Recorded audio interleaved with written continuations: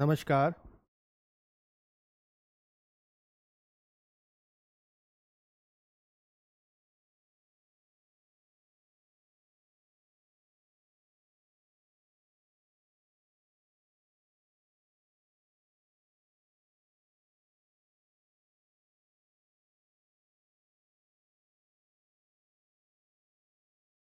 नमस्कार स्टूडेंट्स, आज की कक्षा में आप सबका स्वागत है। आज की क्लास को हमने स्टार्ट कर दिया है। जल्दी से आप कमेंट करके हमें बता दीजिए कि आपको ऑडियो और वीडियो में कोई समस्या तो नहीं है। सब कुछ क्लियर दिखाई दे रहा है, सुनाई दे रहा है, सब कुछ बेहतर है। जल्दी से कमेंट करके हमें बताइए ऑडियो वीडियो सब बेहतर है, सब कुछ सही से आप देख पा रहे हैं, सुन पा रहे हैं, ताकि हम क्लास को प्रॉपरली स्टार्ट कर सकें। आज की क्लास शुरू हो चुकी है। जल्दी से जो है हमें कमेंट करके बताइए कि ऑडियो और वीडियो में कोई समस्या तो नहीं है, सब कुछ बेहतर है। जी, जल्दी से आप हमें बता दीजिए ताकि हम क्लास को प्रॉपरली स्टार्ट कर सकें। तो आज की क्लास शुरू हो गई है। जल्दी से हमें कमेंट करिए और बताइए कि आप क्लास देख पा रहे हैं, सब कुछ बेहतर है, सब कुछ क्लियर है। जल्दी से आप कमेंट करिए, जल्दी से बताइए। हाँ जी, कमेंट करके हमें एक बार बता दीजिए, कंफर्म कर दीजिए कि ऑडियो और वीडियो में कोई समस्या तो नहीं है, सब कुछ क्लियर है। ऑडियो वीडियो आप देख पा रहे हैं। जी, जो स्टूडेंट जो हैं देख रहे हैं क्लासेस को, वो सब एक बार कमेंट बॉक्स में हमें कंफर्म कर दीजिए ऑडियो और वीडियो सब क्लियर है। हाँ जी, ऋषिकांत, कासत, गुड आफ्टरनून। और बाकी स्टूडेंट जल्दी बताइए, बाकी स्टूडेंट भी जल्दी से बताइए। क्लास प्रॉपरली शुरू हो गई है। Ankit, Aniket Upadhyay, good afternoon. Shodhika, good afternoon. और बाकी स्टूडेंट बताइए, बाकी विद्यार्थियों को सुनाई दे रहा है? अंशु शर्मा, सब क्लियर है, ऑडियो वीडियो सब क्लियर है? जी, ऋषिकांत, शोधिका, ठीक है। और बाकी विद्यार्थी भी बता दीजिए, जल्दी से आप कमेंट करिए ताकि हम जो है क्लास को प्रॉपरली स्टार्ट कर सके। जल्दी से आप हमें बताइए। जी, तो मैं उम्मीद करता हूँ सब कुछ क्लियर होगा। तो चलिए आज की क्लास को शुरू करते हैं। आपको पता होगा कि हमारी जो क्लास है, यह है जो हमारी ऑफलाइन क्लास चल रही है उसी का एक हिस्सा है, जिसमें हम आज की जो क्लास है उसको ऑनलाइन ले रहे हैं। इसका कारण यह है कि कुछ तकनीकी वजह दूसरे कारणों के चलते आज ऑफलाइन क्लास नहीं हो पाई, तो उसको हम ऑनलाइन क्लास कर रहे हैं। हाँ जी, अनिकेत, शिवम, चोदिका, अंशु, ऋषिकेश, मैं उम्मीद करता हूँ सब कुछ क्लियर होगा। तो आपको याद ही होगा जो हमारी क्लासेस चल रही हैं, ऑफलाइन वाली जो हमारी क्लासेस चल रही हैं, उसमें हम किन विषयों पे चर्चा कर रहे हैं। तो हम बेसिकली जो आपका क्लास स्टार्ट किए हैं वो मॉडर्न इंडिया से किए हैं। आधुनिक भारत से हमारी परिचर्चा चल रही है। आधुनिक भारत में बहुत सारे हम टॉपिक्स आपके साथ पहले ही डिस्कस कर चुके हैं, पहले ही पढ़ चुके हैं। और अभी जो हमारा डिस्कशन चल रहा है वह चल रहा है आपका गांधीवाद वाले टॉपिक पे। गांधीवाद वाले टॉपिक को भी हमने कुछ इस तरीके से किया है, मैं आपको बता देता हूँ। देखिए, तो हम जो है किस किस चीज़ को अब तक कर चुके हैं उसके बारे में मैं आपको एक बता देता हूँ। आपको याद होगा कि जो हमने गांधीवाद वाला टॉपिक आपके साथ किया है, उस टॉपिक में हमने कहा था कि मोटे तौर पर इसको हम 1915 से 1947 के बीच देखेंगे। ये जो आपका गांधीवाद वाला टॉपिक होगा वो कब से कब तक है? 1915 से 1947 के बीच। लेकिन सबसे महत्वपूर्ण बात मैंने आपको ये बताई थी कि इसको समझने से पहले थोड़ा इसका बैकग्राउंड भी समझना ज़रूरी है। तो मोटे तौर पर हमने गांधी और उनके जीवन के बारे में 1869 से पूरी कहानी शुरू की थी, जब गांधी जी का जन्म हुआ था। तो 1869 से लेकर हमने 1893 इसका एक पहला दौर देखा, जब गांधी जी का प्रारंभिक जीवन परिचय हमने हासिल करने का प्रयास किया। फिर उसके बाद हमारा अगला चरण रहा 1893 से 1915, जो गांधी जी का दक्षिण अफ्रीका का दौर है। और ऐसा कहा जाता है कि मोहनदास करमचंद गांधी को गांधी जी या महात्मा गांधी बनाने में सबसे बड़ा योगदान किसका है? तो दक्षिण अफ्रीका का ही है। ठीक है। फिर 1915 में गांधी जी वापस आ जाते हैं और 1915 से 1920 के दौर में गांधी के हमने कुछ प्रारंभिक आंदोलन देखे, गांधी के हमने कुछ प्रारंभिक मूवमेंट देखे, और साथ ही साथ हमने देखा कि किस तरीके से गांधी जी प्रारंभिक दौर में अपना कार्य कर रहे हैं। तो इसमें आपको याद होगा हमने जो है चंपारण, अहमदाबाद, खेड़ा, फिर उसके बाद रोलेट सत्याग्रह, जलियांवाला बाग, ये सारी चीज़ें जो है हमने इस दौर में पढ़ी थी। और इसी का पूरा एक आप कह सकते हैं बैकग्राउंड बनेगा एक सबसे बड़े आंदोलन के तौर पे जो 1920 से 1922 के दौर में देखा गया, जिसे हम असहयोग आंदोलन के नाम से जानते हैं। असहयोग आंदोलन के बारे में हमने जाना, इसमें कौन कौन सी मेन पर्सनैलिटीज़ हैं, किस किस एरिया में इसका प्रसार हुआ, कारण क्या थे, इसकी प्रगति कैसे हुई, इसके अलग अलग चरण क्या है, इसमें खिलाफत का मुद्दा क्या था, दोनों आपस में कैसे जुड़ गए, गांधी जी इसको किस तरीके से देख रहे थे, कैसे डेवलपमेंट हुआ, कैसे इसकी वापसी हुई, सारी चीज़ हम इसको पढ़ चुके। फिर उसके बाद 1922 से हम 1927 के दौर के बारे में बात किए। आपको याद होगा मैंने बताया था कि इस काल में कांग्रेस के भीतर स्वराज दल की गतिविधियां हैं, कांग्रेस के बाहर समाजवाद, साम्यवाद, श्रमिक दल, ट्रेड यूनियन मूवमेंट, क्रांतिकारी आंदोलन, ठीक है, ऐसी बहुत सारे जो है नई धाराएं देखने को मिल रही हैं। ठीक है, ये सब बात किया था। फिर उसके बाद हमने बात किया था 1927 से 1930 के बीच में, यह दौर है साइमन कमीशन के आप कह सकते हैं घोषणा का, साइमन कमीशन के आगमन का, उसका विरोध का, कांग्रेस से संबंधित इसकी राजनीति, तो मद्रास अधिवेशन है, कलकत्ता अधिवेशन है, फाइनली लाहौर अधिवेशन है, इसी के समकक्ष संवैधानिक विकास चल रहा है, नेहरू रिपोर्ट है, जिन्ना के 14 पॉइंट्स हैं, और ये सारी चीज़ें मिलकर जो है 1930 में आपको ले जाएंगी सविनय अवज्ञा आंदोलन की तरफ। तो सविनय अवज्ञा आंदोलन और इसके दो चरणों के बारे में हमने 1930 से 1934 के दौर में चर्चा की थी। हमने जानने की कोशिश की थी किस तरीके से सविनय अवज्ञा आंदोलन पिछले असहयोग आंदोलन से ज़्यादा व्यापक देखने को मिलता है। इस काल में जो कॉन्स्टिट्यूशनल डेवलपमेंट है वो भी हमने जाना था, जिसमें गोलमेज सम्मेलनों की भूमिका है, फिर रैमजे मैकडोनल्ड का प्रस्ताव है, फिर उसके बाद पूना पैक्ट है, और ये सारी चीज़ें जो है आगे चलकर ले जाएंगी हमें 1935 के अधिनियम की तरफ। 1935 का अधिनियम जो आपने पॉलिटी में पढ़ा है, ठीक है, पॉलिटी में संवैधानिक विकास आपने पढ़ा है। 1935 का अधिनियम, फिर इसका कार्यान्वयन कैसे हुआ, इसका कार्यान्वयन कैसे हुआ, और कार्यान्वयन के आधार पर हमने देखा था कि 1937 में 1937 में इसके आधार पर इलेक्शंस होते हैं, 1937 में चुनाव होते हैं, और ये देखने को मिलता है कि 11 में से 8 प्रांतों में कांग्रेस अपनी सरकार बना लेगी, ये मैंने आपको बताया था। लेकिन ये जो कांग्रेस की सरकार है लंबे समय तक कार्य नहीं की, और जब सितंबर 1939 में सेकेंड वर्ल्ड वॉर शुरू हुआ, द्वितीय विश्व युद्ध शुरू हुआ, और बिना कांग्रेस से पूछे, बिना भारत की सरकार के भारतीय प्रतिनिधियों से राय लिए, और भारतीय राष्ट्रीय कांग्रेस और दूसरे नेशनल पॉलिटिकल पार्टी से राय लिए बिना जब भारत को उपनिवेश होने के आधार पर द्वितीय विश्व युद्ध का भाग बना दिया गया, तो इसका विरोध करते हुए इंडियन नेशनल कांग्रेस के प्रांतों में जो सरकारें थीं उन्होंने इस्तीफा दे दिया। ठीक है, ये सारी चीज़ें आपको याद है, मैंने आपको बताई थी, है ना। अंजू, अनिकेत, शिवम, शोधिका, अंशु, ठीक, मैं उम्मीद करता हूँ आपको ये सारी चीज़ें क्लियर होंगी, ये सारी चीज़ें आपको याद होंगी।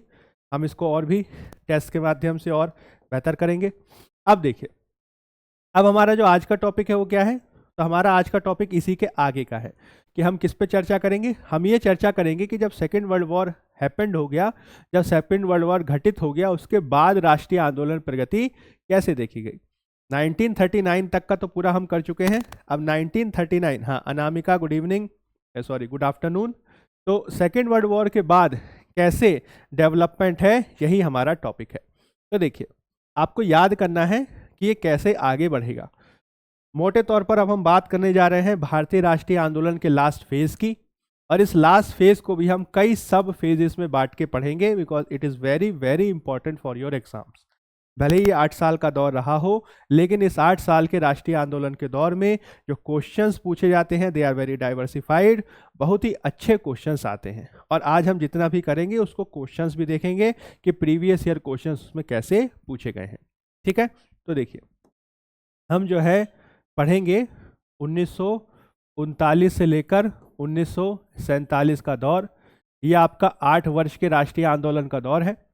ये जो आपका 8 वर्ष का राष्ट्रीय आंदोलन का दौर है, इसको कई चरणों में बांट के पढ़ा जाता है। जैसे कि सबसे पहले जो इसे पढ़ा जाएगा वो पढ़ा जाएगा द्वितीय विश्व युद्ध का प्रारंभ, द्वितीय विश्व युद्ध का प्रारंभ व भारतीय प्रतिक्रिया। जब सेकेंड वर्ल्ड वॉर शुरू हुआ तब इंडियन का रिएक्शंस इसको लेकर क्या था, भारतीय प्रतिक्रिया, स्पेशली कांग्रेस की प्रतिक्रिया इसमें क्या थी, कांग्रेस इसको किस तरीके से ले रही थी। ठीक है, और इसको ना एक तरीके का वाद विवाद देखने को मिलता है। इसमें वाद विवाद है जिसमें गांधी की सोच कुछ अलग है, नेहरू की सोच कुछ अलग है, बोस की सोच कुछ अलग है, साम्यवादियों की सोच कुछ अलग है।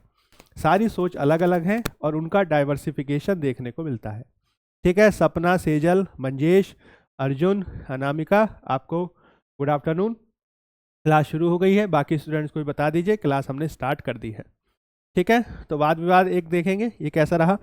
अब ये वाद विवाद आगे चलकर जो है वह उस समय का जो गवर्नर जनरल है लॉर्ड लिनलिथगो, उस समय का गवर्नर जनरल कौन है, लॉर्ड लिनलिथगो। इस लॉर्ड लिनलिथगो के एक प्रस्ताव के रूप में सामने आएगा जिसे अगस्त प्रस्ताव के नाम से हम जानते हैं। किसके नाम से जानते हैं, अगस्त प्रस्ताव के नाम से हम जानते हैं। ठीक है, ये 1940 की घटना है। अगस्त प्रस्ताव क्या है, इसमें कौन कौन से प्रोसीजर है, इस पे हम बात करेंगे। इसके बाद जो महत्वपूर्ण घटनाक्रम है उसको आप याद रखिएगा, वो है गांधी जी व उनका आंदोलन, कि किस तरीके से जो है अगस्त प्रस्ताव की असफलता ने गांधी जी के एक आंदोलन को, जिसको व्यक्तिगत सत्याग्रह के रूप में जानते हैं, उसको प्रारंभ किया।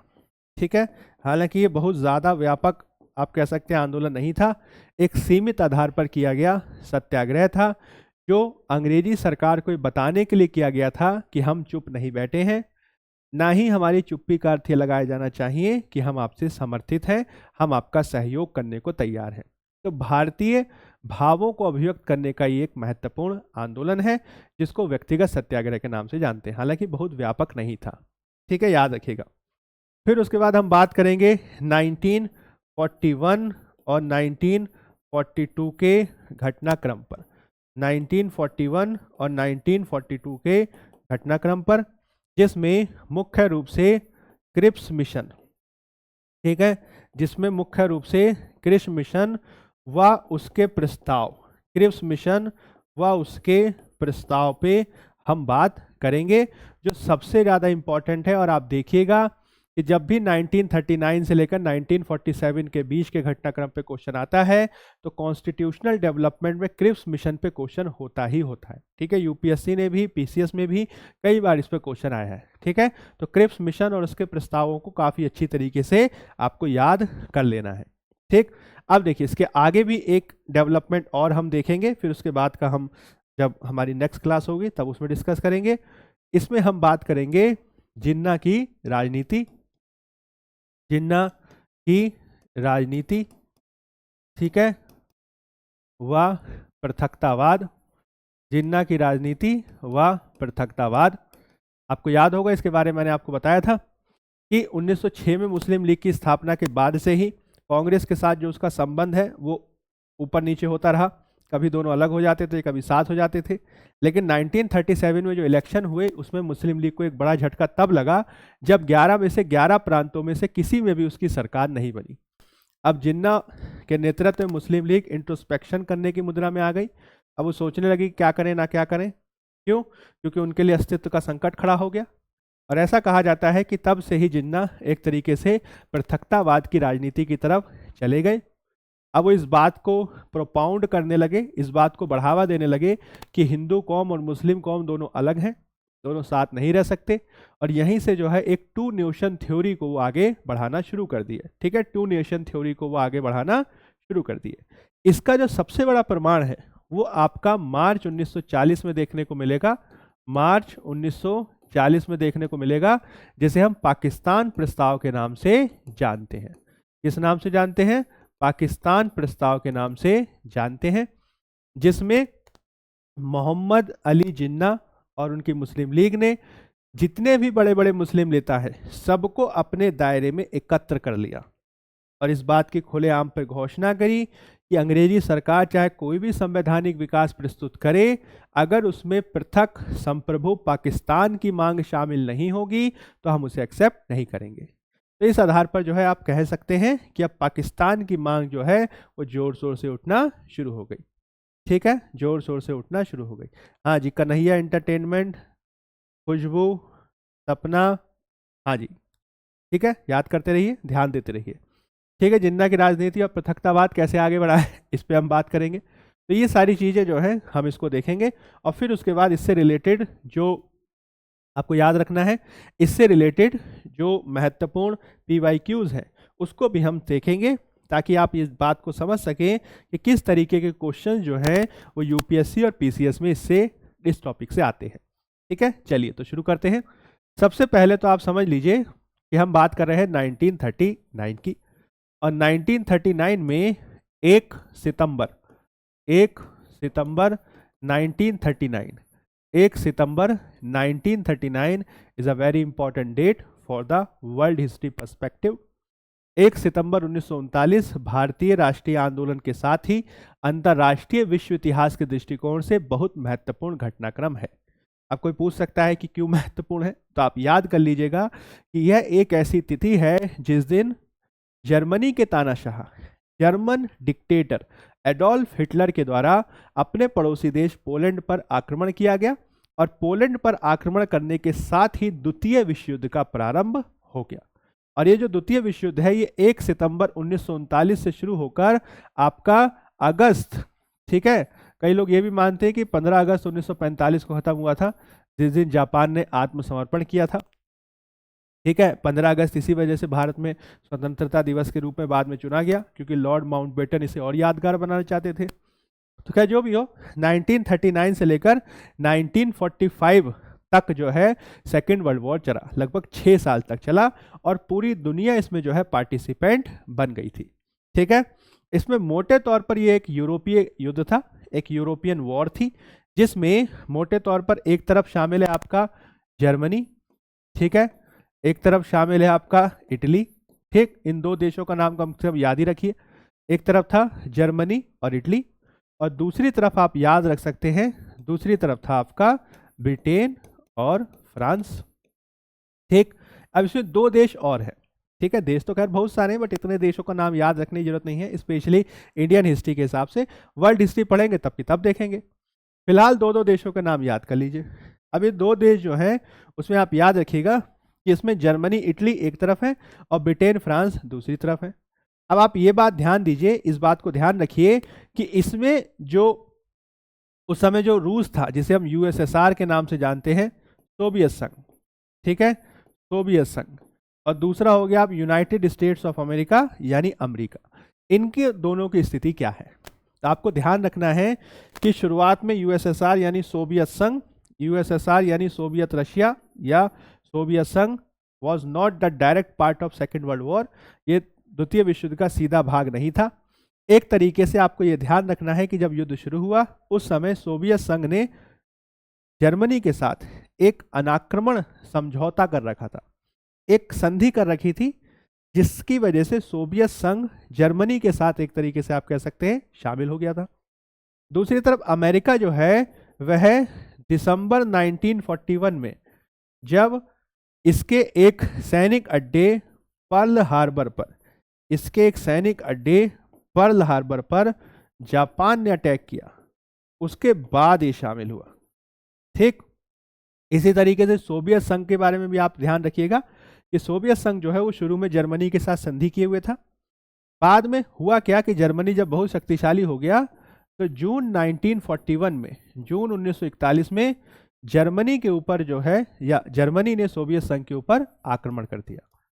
यानी आपको ध्यान रखना है कि शुरुआत में सेकेंड वर्ल्ड वॉर में 2 बड़े पार्टिसिपेंट्स कौन हैं, तो एक है आपका जर्मनी और इटली, बाद में इसमें जापान ऐड होगा, और दूसरी तरफ है आपका ब्रिटेन और फ्रांस। USSR शुरू में जर्मनी से एक संधि किए हुए था। जून 1941 में जब जर्मनी उल्टे सोवियत संघ के ऊपर अटैक कर दिया, then he became the part of, you can say, Britain and France. ठीक है, तो जून 1941 के बाद यह ब्रिटेन और फ्रांस के साथ आ गया। इसी तरीके से दिसंबर 1941 में जब अमेरिका के पर्ल हार्बर पर जापान का हमला हुआ तो 1942 से अमेरिका भी जो है ब्रिटेन फ्रांस के साथ आ गया।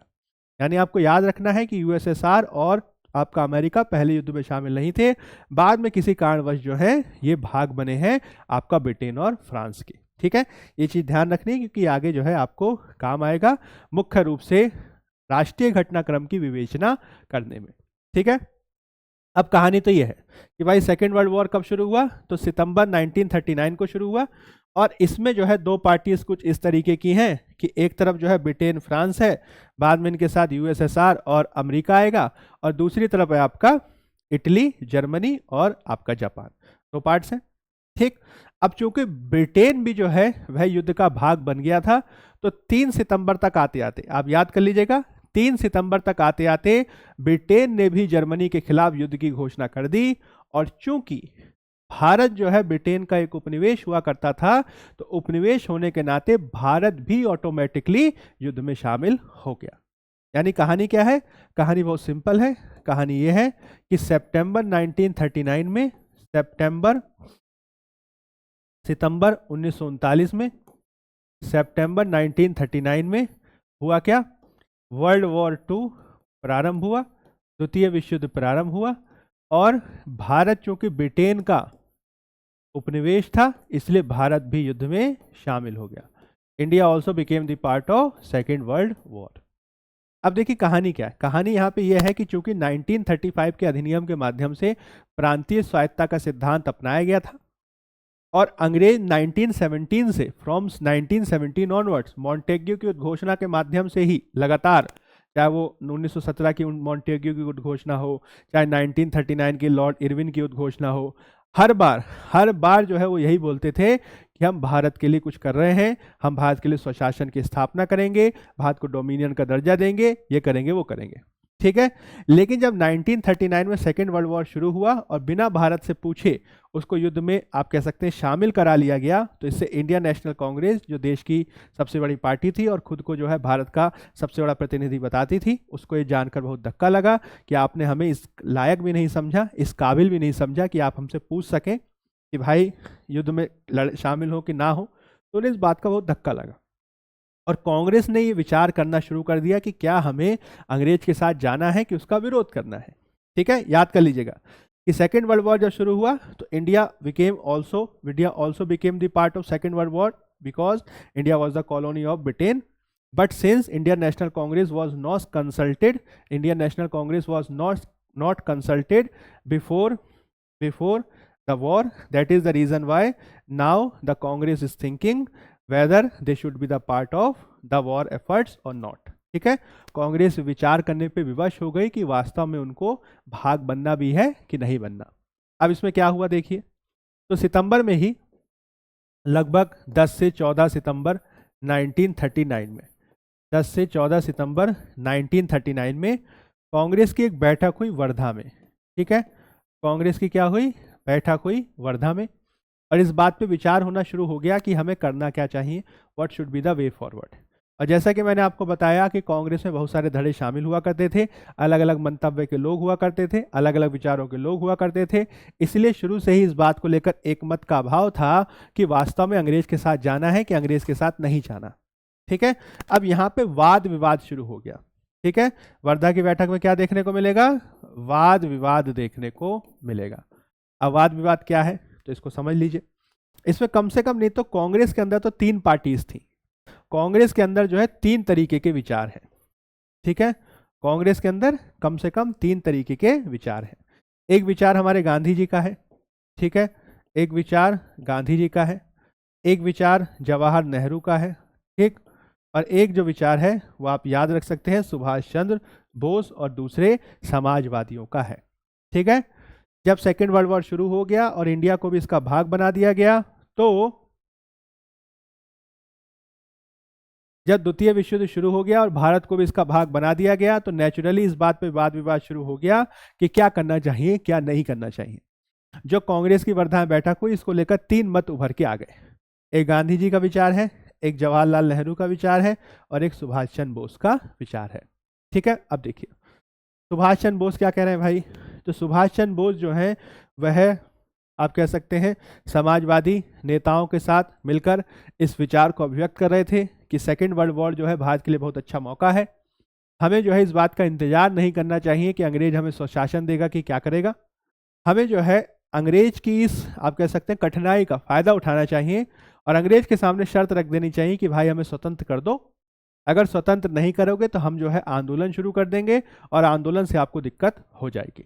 ठीक है, तो बोस का मानना था कि बाई हुक और बाई क्रुक किसी ना किसी तरीके से आज़ादी हासिल करो, इसमें चाहे हमें अंग्रेजों को धमकी भी देनी पड़े तो चलेगी।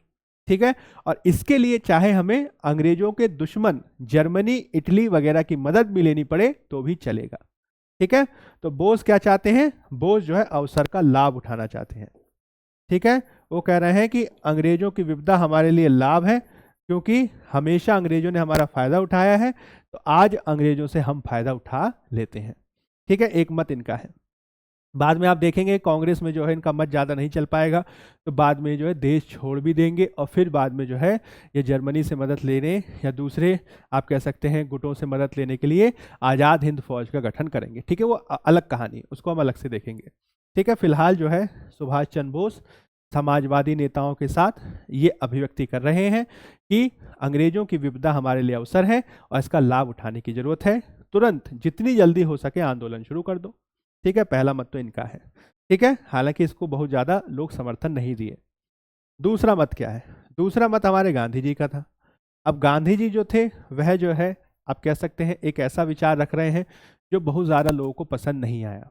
गांधी जी का क्या मानना था, तो गांधी जी का मानना था कि भाई अंग्रेजों के सामने मुसीबत आन पड़ी है और सबसे बड़ी बात क्या है कि जो अंग्रेज और उसके जो साथी हैं जो लड़ाई लड़ रहे हैं वो फांसीवादी ताकतों के खिलाफ लड़ रहे हैं, फासिस्ट पावर्स। ठीक है, जिन्हें आप कह सकते हैं ब्रिटेन, फ्रांस, जापान, वहाँ पे तानाशाही शासन है, वहाँ पे फांसीवादी ताकतें हैं, ये तानाशाह हैं, इन्होंने लोगों की हत्याएं की हैं।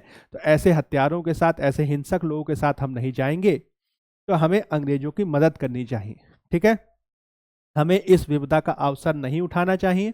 ठीक है, हमें जो है अंग्रेजों की मदद करनी चाहिए और अगर हम सच्चे मन से अपनी पूरी आस्था से अपने पूरे विश्वास के साथ अंग्रेजों के साथ खड़े रहेंगे, अंग्रेजों की दिल खोल के मदद करेंगे, तो निश्चित तौर पर विश्व युद्ध समाप्त होने के बाद भारत को इसका लाभ हासिल होगा। ठीक है, तो शुरू में गांधी जी जो थे वो बिना शर्त समर्थन देने के साथ थे।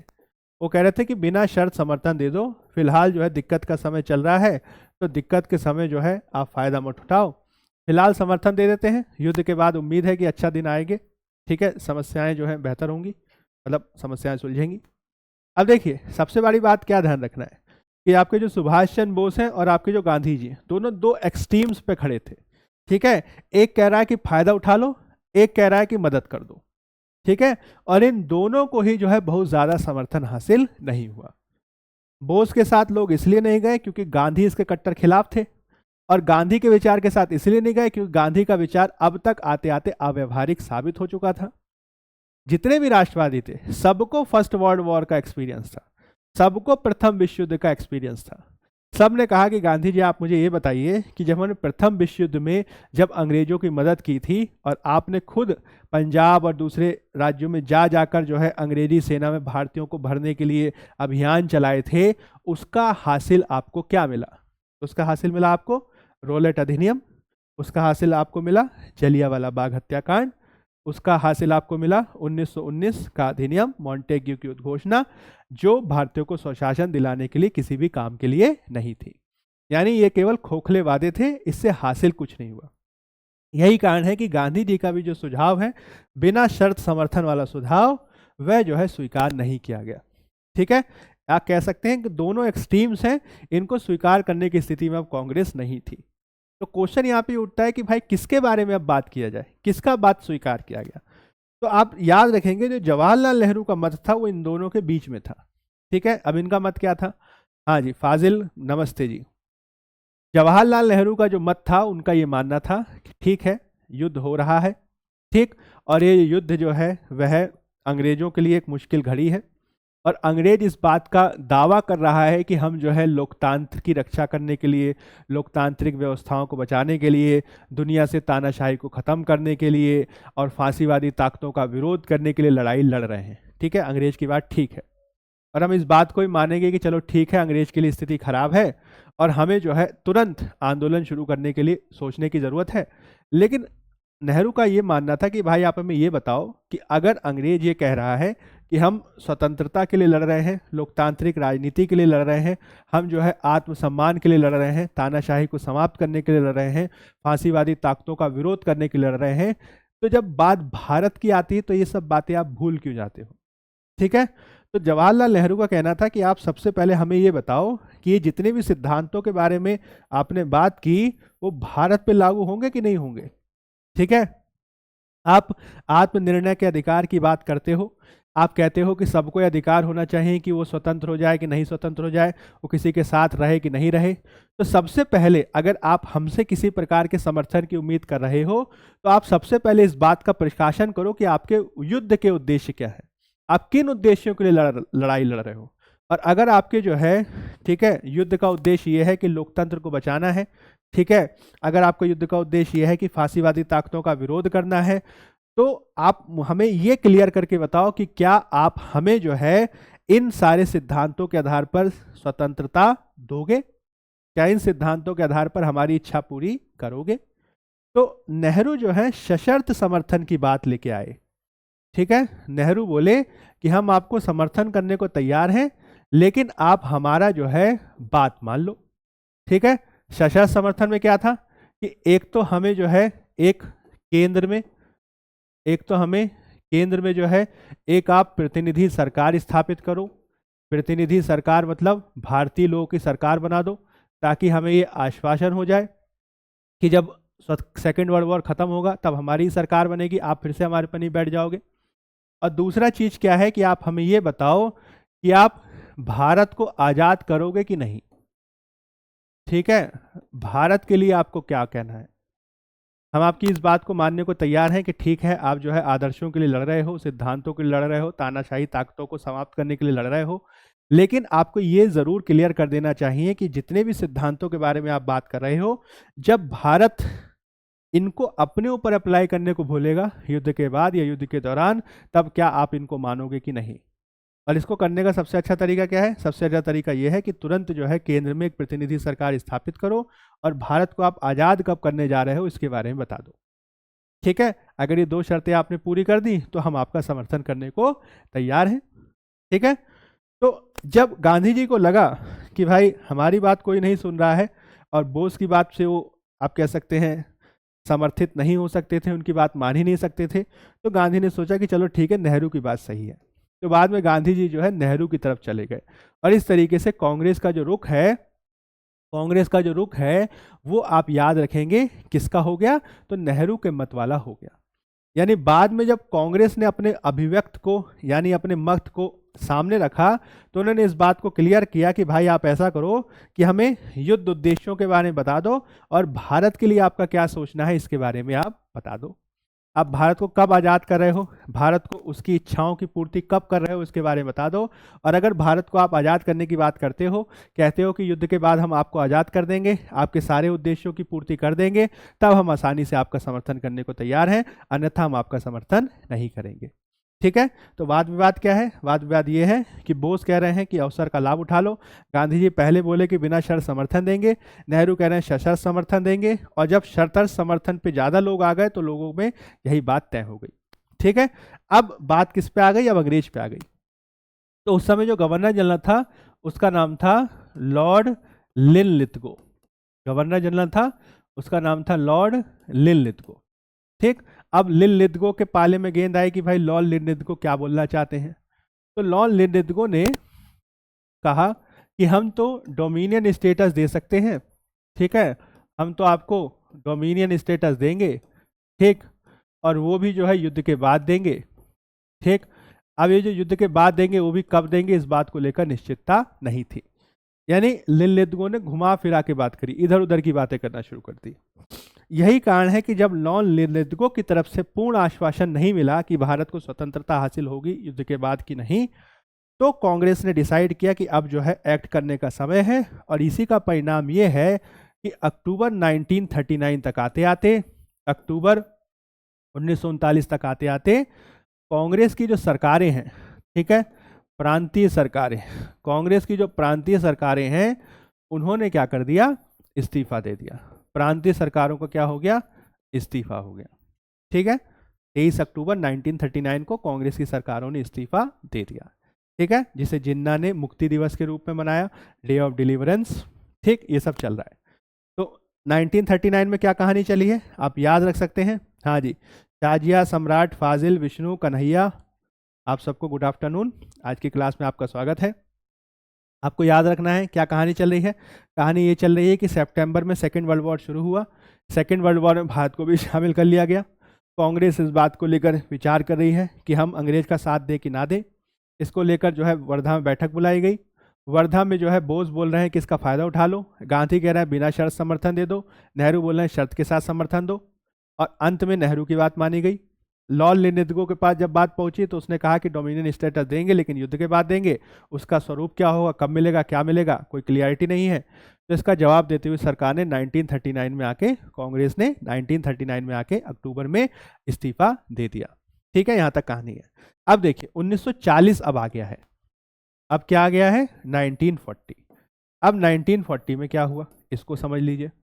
1940 तक आते आते आपको कहानी ये समझनी है कि हिटलर, मुसोलिनी जो सेकेंड वर्ल्ड वॉर में ब्रिटेन के विरोधी हुआ करते थे, वो बहुत तेजी से यूरोप में आगे बढ़ते जा रहे हैं और यूरोप का पूरा भाग लगभग उन्होंने जीत लिया है।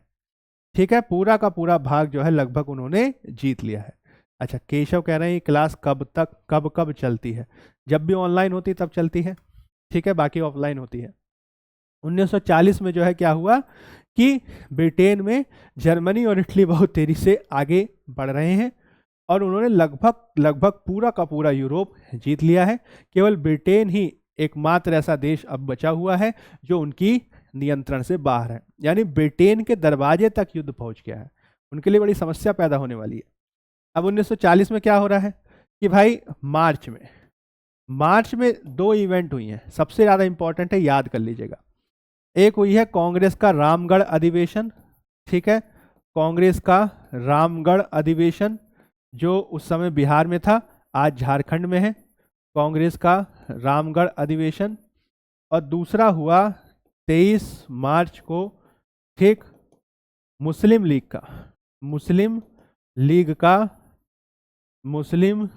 का लाहौर अधिवेशन, जिस अधिवेशन में उसने पाकिस्तान के प्रस्ताव को प्रस्तुत किया। ठीक है, अब देखिए कांग्रेस ने अपने रामगढ़ अधिवेशन में क्या कहा। कांग्रेस ने अपने रामगढ़ अधिवेशन में एकदम क्लियर कहा कि भाई हम युद्ध में आपके साथ नहीं खड़े होंगे अगर आप हमारे बारे में क्लियर नहीं करोगे। आप हमें बताइए कि आप हमें क्या देने जा रहे हो। ठीक है, क्या हमें युद्ध के बाद अपना संविधान खुद बनाने का अधिकार मिलेगा, क्या हमें युद्ध के बाद स्वतंत्रता हासिल होगी, क्या हमें युद्ध के बाद अपना निर्णय खुद करने का अधिकार मिलेगा। ये सारी बातें कांग्रेस कह रही है। कांग्रेस का कहना है कि अगर आप हमारी बात मान लेते हो, ठीक है, आश्वासन दे देते हो कि युद्ध के बाद हमारे विषय में सकारात्मक रूप से कार्य किया जाएगा, तो हम निश्चित तौर पर सोचने के लिए तैयार हैं, और अगर आप ऐसा नहीं करोगे तो हम आंदोलन की तरफ जाएंगे। तो कांग्रेस सीधा धमकी दे रही है कि आप या तो हमारी बात मानो या हम आंदोलन करेंगे। ठीक है, कांग्रेस ये है। अब मुस्लिम लीग क्या बोली, तो मुस्लिम लीग के बारे में मैंने आपको पहले ही बताया कि 1935 के अधिनियम के हिसाब से जब 1937 में इलेक्शन हुए तो मुस्लिम लीग को कुछ भी सफलता हासिल नहीं हुई, या दूसरे तरीके से कह सकते हैं कि 11 प्रांतों में से किसी एक में भी वो अपने बल पर सरकार नहीं बना पाई। तो जिन्ना और लीग के लिए ये जो है एक आप कह सकते हैं इंट्रोस्पेक्शन, खुद पर सोचने का विषय है, अस्तित्व का संकट है। और यहीं से कहा जाता है कि अब जिन्ना जो है द्विराष्ट्र सिद्धांत की तरफ या पृथकतावाद की तरफ जाने लगे, और इसके लिए उन्होंने देश के दूसरे जो बड़े बड़े मुस्लिम नेता थे उनको अपने पक्ष में मिलाना शुरू कर दिया। जैसे कि उस समय जो बंगाल में सबसे बड़े मुसलमानों के नेता हुआ करते थे, उनका नाम था फजल उल हक, कृषक प्रजा पार्टी से होते थे। पंजाब में जो मुसलमानों के सबसे बड़े नेता हुआ करते थे उसमें खिज्र हयात खान और आपका सिकंदर हयात खान, ये यूनियनिस्ट पार्टी के हुआ करते थे। इसी तरीके से मुस्लिम लीग में और भी बड़े नेता थे जिसमें खलीकुज्जमा एक महत्वपूर्ण नेता थे। तो जिन्ना की सबसे बड़ी राजनीतिक सफलता ये रही कि 1940 में जो मुस्लिम लीग का लाहौर अधिवेशन हुआ उसमें उन्होंने सभी बड़े बड़े मुस्लिम नेताओं को अपने बैनर के अंडर कलेक्ट कर लिया, अपने बैनर के अधीन कर लिया, और उन्होंने संयुक्त होकर ये मांग रखी कि अब हमें संयुक्त रूप में पाकिस्तान को प्राप्त करना है और पाकिस्तान से कम हम कुछ प्राप्त नहीं करेंगे। ठीक है, यानी पाकिस्तान प्रस्ताव को वो स्वीकार करा ले गए। आपको ध्यान रखना है लाहौर अधिवेशन के अध्यक्ष कौन है, तो आपके जिन्ना है, मोहम्मद अली जिन्ना है।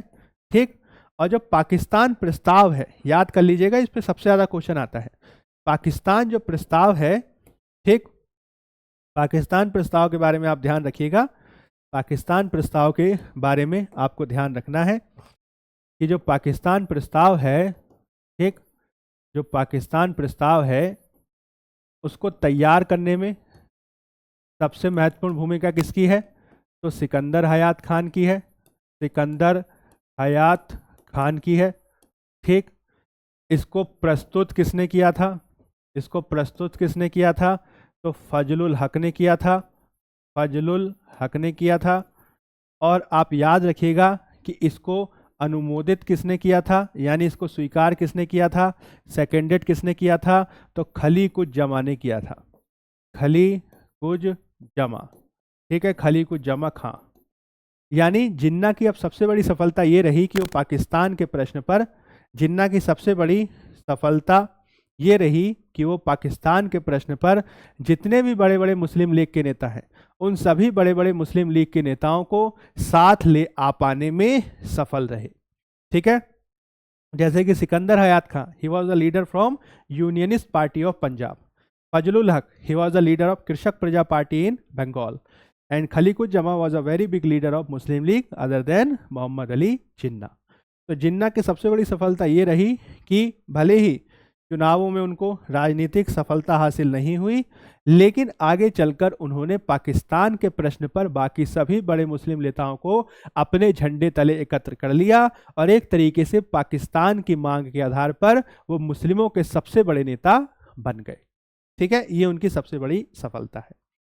अब क्वेश्चन यहाँ पे ये था कि भाई मुस्लिम लीग वाला पाकिस्तान की बात कर रहा है और कांग्रेस वाला बोल रहा है कि हमें अपना देश स्वतंत्र करा दो, तो अंग्रेज सरकार क्या बोली, तो अंग्रेज सरकार चाह रही थी कि किसी तरीके से मामला सुलझ जाए या भारतीय जो हैं वह हमें समर्थन देने को तैयार हो जाए। इसके लिए अब जो लॉर्ड लिनलिथगो हैं, हाँ जी Puja Gangwar good afternoon, Lord Linlithgow हैं, अब लॉर्ड लिनलिथगो अपना एक प्रस्ताव लेके आएंगे। ठीक है, लॉर्ड लिनलिथगो अपना एक प्रस्ताव लेके आएंगे जो अगस्त 1940 में लाया गया था, जो अगस्त 1940 में लाया गया था, और इसको अगस्त प्रस्ताव, क्योंकि अगस्त में आया था, अगस्त प्रस्ताव या फिर लिनलिथगो प्रस्ताव कहते हैं। अगस्त प्रस्ताव या लिनलिथगो प्रस्ताव कहते हैं। ठीक है, ये प्रस्ताव क्या है आप याद कर लीजिएगा, आपको याद करना है, इंपॉर्टेंट बात है। ये प्रस्ताव ऐसा था जिसमें कुछ ऐसी बातों का उल्लेख किया गया था जो आगे चलकर आगे आने वाली जो संवैधानिक वार्ताएं हैं उनका आधार बना। और क्रिप्स मिशन जो 1942 मार्च में आया था उसमें भी बहुत सारी बातें यही अगस्त प्रस्ताव वाली ही थी। ठीक है, जैसे कि इसमें कहा गया कि चलो ठीक है, आप जो है संवैधानिक दिशा में कुछ कह ही रहे हो तो हम भी कुछ बोल देते हैं। तो इन्होंने कहा चलो ठीक है, हम जो है युद्ध के बाद आपको डोमिनियन स्टेटस दे देंगे। युद्ध के बाद क्या मिल जाएगा, डोमिनियन स्टेटस। ठीक है, पहला चीज़ तो ये। ठीक, दूसरा चीज़ उन्होंने क्या कहा, इन्होंने कहा कि भाई युद्ध के बाद तुम ऐसा करना, एक संविधान बनाने के लिए संविधान निर्मात्री निकाय बना लेना। ठीक है, संविधान निर्मात्री निकाय बना लेना। ठीक, यानी भारतीयों को संविधान बनाने का अधिकार भी चलो दे देंगे। इसके अलावा उन्होंने कहा कि भाई चूंकि युद्ध चल रहा है इसलिए एक वॉर एडवाइजरी कमेटी, युद्ध सलाहकारी परिषद हम बनाएंगे। ठीक है, युद्ध सलाहकारी परिषद, वॉर एडवाइजरी कमेटी हम बनाएंगे और इस युद्ध सलाहकारी परिषद यानी वॉर एडवाइजरी कमेटी में भारतीयों को भी शामिल करेंगे। इसके अलावा इसमें यह कहा कि क्योंकि अभी युद्ध चल रहा है इसलिए जो कार्यकारिणी है, गवर्नर जनरल की जो कार्यकारिणी है उसका विस्तार हम करेंगे और भारतीयों को भरोसा जीतने के लिए इसमें भारतीय भी इंक्लूड करेंगे। और बाद में 12 में से 8 भारतीय इसमें इंक्लूड भी हुए 1941 में, हालांकि तब तक इसको रिजेक्ट किया जा चुका था। ठीक है, ये सब काम कर रहा है। लेकिन लिनलिथगो ने कहा कि फिलहाल भाइयों, ठीक है, युद्ध चल रहा है, इसलिए बहुत ज़्यादा जो है आंदोलन की बातें मत करो, फिलहाल हमारा समर्थन कर दो, हमारे साथ खड़े हो जाओ, फिर उसके बाद देखेंगे क्या करना है आपके साथ। तो एक तरीके से उन्होंने जो है कांग्रेस को एक प्रस्ताव देकर शांत करने की कोशिश की। ठीक है, अब क्वेश्चन यहाँ पे ये था कि क्या कांग्रेस इसको एक्सेप्ट करेगा, ठीक है, क्या कांग्रेस इसको स्वीकार करेगा, क्या मुस्लिम लीग इसको स्वीकार करेगा। तो निश्चित तौर पर कांग्रेस और मुस्लिम लीग ने इसको स्वीकार नहीं किया। अब कोई पूछे कि भाई लीग ने क्यों नहीं किया, तो बहुत क्लियर है, लीग का कहना था हमें तो पाकिस्तान चाहिए, इसमें पाकिस्तान की तो कोई बात ही नहीं करी, ये तो अखंड भारत के बारे में बात कर रहा है। तो लीग ने तो ऐसे रिजेक्ट कर दिया, उसने कहा कि हमें चाहिए नहीं। ठीक, अब दूसरी बात रही कांग्रेस की, कांग्रेस क्या कह रही है। तो जवाहरलाल नेहरू ने कहा कि आप जो है, हम बात करते हैं, आप हमारी बात सुनते ही नहीं हो, हम मांगते कुछ हैं, आप देते कुछ हो। हमने 1929 में ही पूर्ण स्वराज्य के बारे में बात कर दी थी, हम 1929 में ही पूर्ण स्वराज की बात बोल दिए थे, आप हमें डोमिनियन स्टेटस दे रहे हो, इसका हम करेंगे क्या। दूसरा, युद्ध के बाद आप कहोगे कि संविधान बनाएंगे, ये करेंगे, वो करेंगे, आप अभी तो कुछ कर नहीं रहे हो, युद्ध के बाद क्या करोगे, हम कैसे आपका भरोसा कर लें। ठीक, सबसे बड़ी बात क्या है कि आप कार्यकारिणी परिषद जो गवर्नर जनरल की काउंसिल, उसमें भारतीयों की संख्या बढ़ा रहे हो, लेकिन गवर्नर जनरल की पावर्स को रोका जाएगा, गवर्नर जनरल अपनी मनमर्जी से काम करेगा कि नहीं करेगा, ये तो आपने क्लियर नहीं किया। इसका मतलब तो ये हुआ कि भारतीय जो हैं वो अपना बात मानने को मजबूर होगा, अगर भारतीय आपकी बात नहीं मानेगा तो आप उनको निकाल दोगे। यानी कहने की बात यह है कि कांग्रेस जो है इस प्रकार के अगस्त प्रस्ताव से बिल्कुल भी प्रसन्न नहीं हुई। क्यों? क्योंकि उसका मानना था कि ये केवल और केवल जो है भारतीयों को बेवकूफ़ बनाने का तरीका है, ये केवल और केवल भारतीयों को जो है भटकाने का तरीका है, समय काटने का तरीका है, और इसके माध्यम से अंग्रेजी सरकार केवल ये चाह रही है कि फिलहाल के लिए समर्थन हासिल कर लेते हैं, बाद में देखेंगे इनका क्या करना है। ठीक है, तो ये प्रस्ताव भी आपका फेल हो जाएगा। अब देखिए कांग्रेस के पास विकल्प क्या रहा। भाई कांग्रेस बोल रही थी कि अगर मान लीजिए आपने हमारी बात नहीं मानी तो हम आंदोलन की तरफ जाएंगे। अब लिनलिथगो तो बोले भाई मैंने तो प्रस्ताव रख दिया, आप देख लो अपना क्या करना है आपको। तो अब कांग्रेस के पास कोई ऑप्शन नहीं है आंदोलन करने के अलावा। लेकिन कांग्रेस उस समय आंदोलन करने के लिए हमेशा गांधी की तरफ देखती थी, गांधी जी से कहती थी गांधी जी प्लीज़ थोड़ा आंदोलन करो, कुछ करो भाई। गांधी जी के बारे में मैंने आपको पहले ही बताया, 1939 में गांधी जी तो पूर्ण समर्थन के मूड में चले आ रहे थे।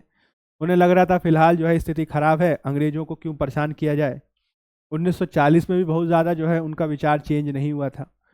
तो गांधी जी के ऊपर जब बात डाली गई कि गांधी जी आपको क्या लगता है क्या करना चाहिए, तो गांधी जी के बात में ये बात ज़रूर आई, गांधी जी के मन में ये बात ज़रूर आई कि ठीक है हमारी बात जो है अंग्रेज माना नहीं, लेकिन वो फुल फ्लेज्ड आंदोलन चलाने के मूड में नहीं थे।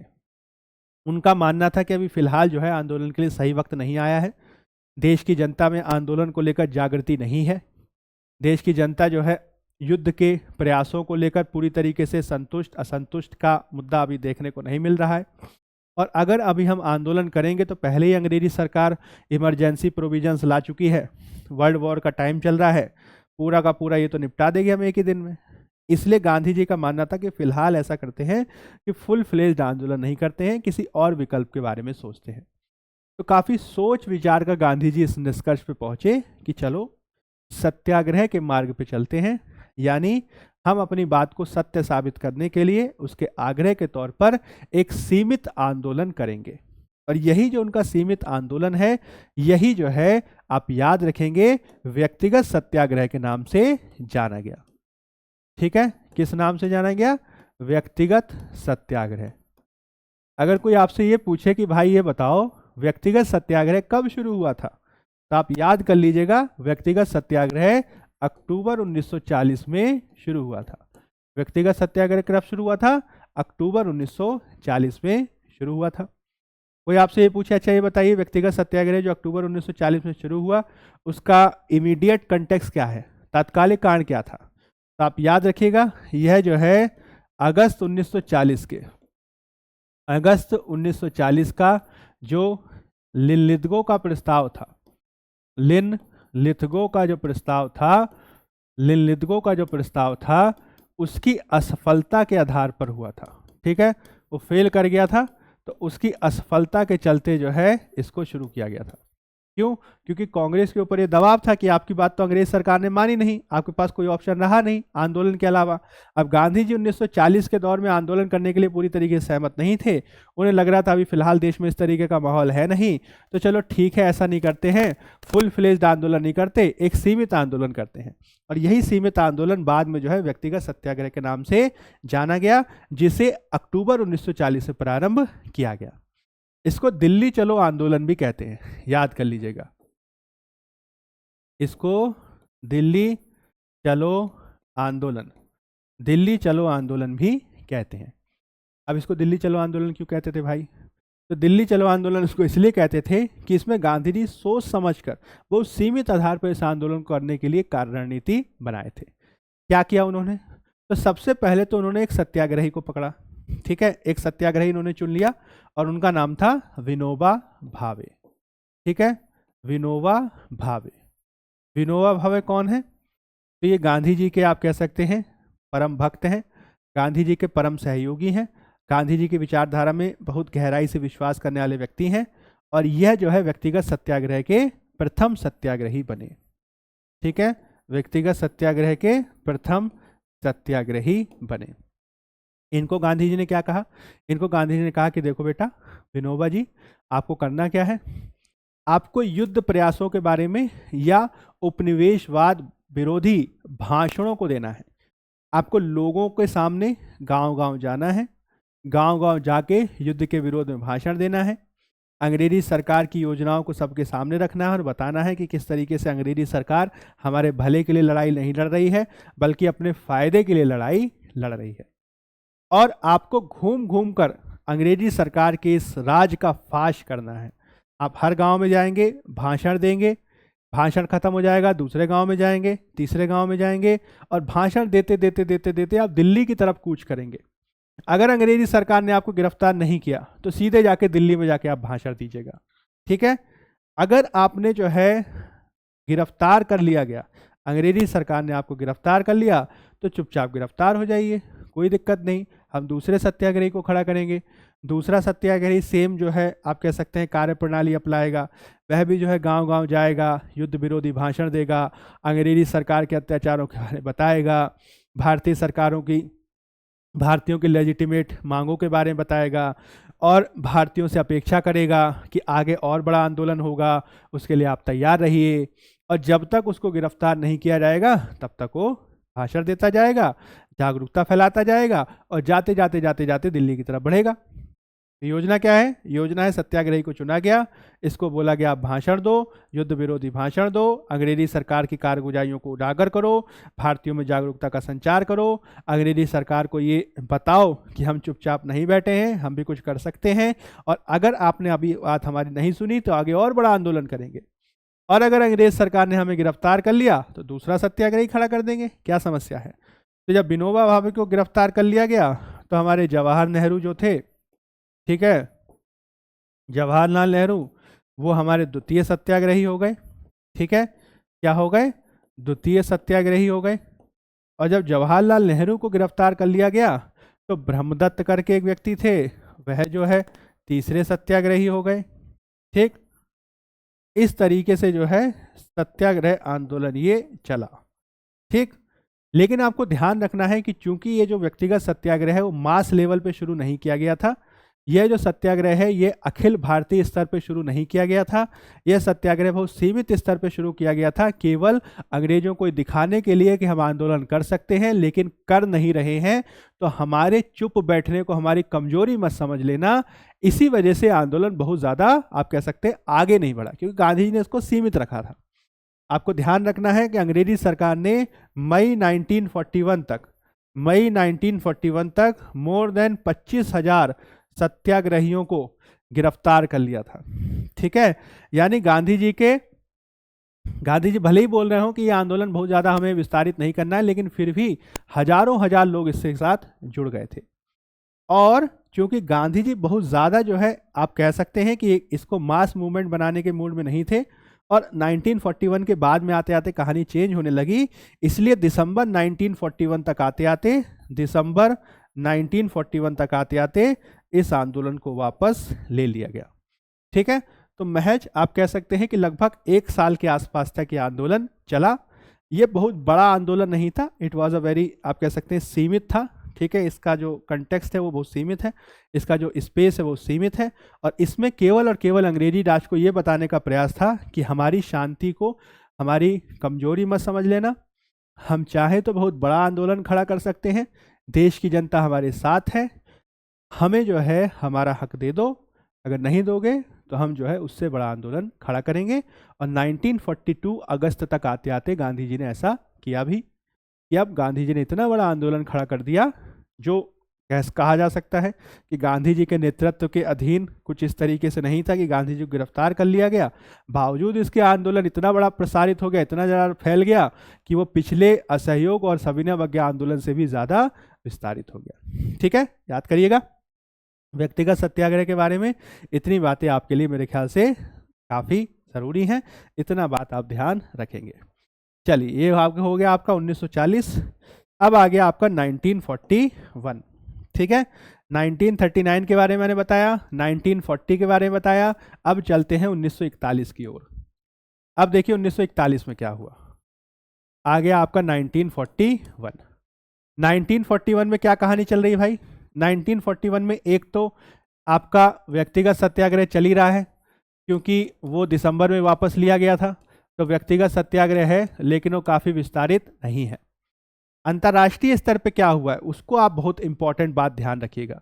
अंतर्राष्ट्रीय स्तर पर आप ध्यान रखेंगे कि 2 बड़ी घटनाएं इस काल में घटेंगी। अंतर्राष्ट्रीय स्तर पे 2 बड़ी घटनाएं इस काल में घटेंगी, जिन्होंने आगे आने वाले समय में भारतीय राजनीति को बहुत बड़ी दिशा दे दी। ठीक है, कौन कौन सी घटनाएं हैं भाई, मैं बता देता हूं आपको। सबसे पहली घटना तो घटी आपकी जून 1941 में। इसमें क्या हुआ, तो जो आपका सोवियत रशिया है, यानी ये जो सोवियत संघ है, सोवियत संघ जो है उसके ऊपर हो गया जर्मनी का हमला। सोवियत संघ पर क्या हो गया? जर्मनी का हमला हो गया। द नाजी जर्मनी और Hitler Germany attacked Soviet Russia. अब इसका हमारे से क्या संबंध है भाई, भारतीय राजनीति से क्या लेना देना? तो देखिए, आपको जो है ये बात ध्यान रखनी है कि मोटे तौर पर जो सेकेंड वर्ल्ड वॉर था उसमें 2 तरीके के गुट थे, एक ब्रिटेन फ्रांस वाला गुट है और दूसरी तरफ आपका जर्मनी इटली है, बाद में इसमें जापान आ गया था। 2 देश ऐसे थे जो सबसे बड़े देश थे, लेकिन उसमें डायरेक्टली अभी शामिल नहीं हुए थे, एक यूएसएसआर और दूसरा अमेरिका। यूएसएसआर इसलिए डायरेक्ट शामिल नहीं था, एक तरीके से कह सकते हैं जर्मनी के साथ खड़ा हुआ था, क्योंकि जर्मनी, हिटलर ने काफ़ी चालाकी से उसके साथ एक नॉन एग्रेशन पैक्ट कर रखा था। ठीक है, एक 10 साल का अनाक्रमण संधि कर ली थी, किसके साथ? तो आपके यूएसएसआर के साथ।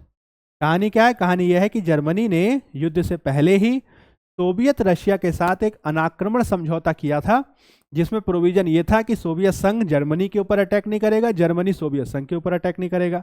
इससे जो जर्मनी के सोवियत संघ की तरफ से बॉर्डर थे वो सुरक्षित हो गए और जर्मनी खुल के दूसरे देशों पर अटैक करना शुरू कर दिया। लेकिन 1941 तक, जून तक आते आते जब पूरा यूरोप जीत लिया हिटलर ने, अब उसकी नज़र पड़ी सोवियत संघ पर। उसने कहा इसको क्यों छोड़े भाई, तो जून 1941 तक आते आते उसने अनाक्रमण संधि को कहा कि जाने दो इसको, उसे उन्होंने फाड़ के फेंक दिया और जून 1941 तक आते आते सोवियत रशिया पर अब जर्मनी ने अटैक कर दिया। यहीं से कहानी चेंज हो गई। कहानी क्या चेंज हो गई? कहानी ये चेंज हो गई कि सबसे पहली चीज, जो अब तक सोवियत रशिया शांत बैठा हुआ था, या आप कह सकते हैं जर्मनी के साथ था, अब वह उसके विरोध में आ गया। विरोध में आ गया तो इसका मतलब क्या हुआ कि ये ब्रिटेन और फ्रांस की तरफ आ गया। ब्रिटेन और फ्रांस की तरफ आ गया तो इसका मतलब क्या हुआ कि भारत में जो साम्यवादी थे, जो अब तक सोवियत रशिया के समर्थन में खड़े हुए थे और एक तरीके से ब्रिटेन के खिलाफ नारेबाजी कर रहे थे, अब जून 1941 में जब रशिया पर अटैक हो गया जर्मनी का, तो साम्यवादी एकदम से पलट गए, रातों रात बदल गए और अब उन्होंने जो है ब्रिटेन का समर्थन करना शुरू कर दिया। यही कारण है कि आप देखेंगे कि जब 1942 और उसके काल में भारत छोड़ो आंदोलन अगस्त में शुरू होगा, तो जो साम्यवादी है वो भारत छोड़ो आंदोलन का समर्थन नहीं करेगा, जबकि इससे पहले वो समर्थन में था। वो ऐसा क्यों कर रहा है? वो ऐसा इसलिए कर रहा है कि now the Soviet Russia is the part of Britain alliance. ठीक है, कहानी चेंज हो रही है, तो ये चल रहा है। दूसरी घटना क्या हुई? दूसरी हुई आपकी दिसंबर 1941 में। दिसंबर 1941 में क्या हुआ? तो दिसंबर 1941 में जो जापान था, ठीक है, दिसंबर 1941 में जो जापान था, जापान ने अमेरिका का एक नौसैनिक अड्डा हुआ करता था प्रशांत महासागर के क्षेत्र में, उसका नाम था पर्ल हार्बर, ठीक है। पर्ल हार्बर पे उसने क्या कर दिया? ठीक है, पर्ल हार्बर पर उसने क्या कर दिया? तो पर्ल हार्बर पे उसने कर दिया अटैक। पर्ल हार्बर पर उसने क्या कर दिया? हमला कर दिया। और इससे हुआ क्या? इससे हुआ ये क्या कि 1942 तक आते आते अब अमेरिका भी जो है जर्मनी, इटली और जापान के खिलाफ ब्रिटेन और फ्रांस के साथ खड़ा हो गया। यानी 1942 तक आते आते कंडीशन क्या है? 1942 तक आते आते कंडीशन ये है कि ब्रिटेन फ्रांस का गुट शक्तिशाली हो गया, क्योंकि उसके साथ सोवियत संघ भी आके खड़ा हो गया, अमेरिका भी आके खड़ा हो गया, और जर्मनी इटली का गुट जो है वो कमजोर हो जाएगा।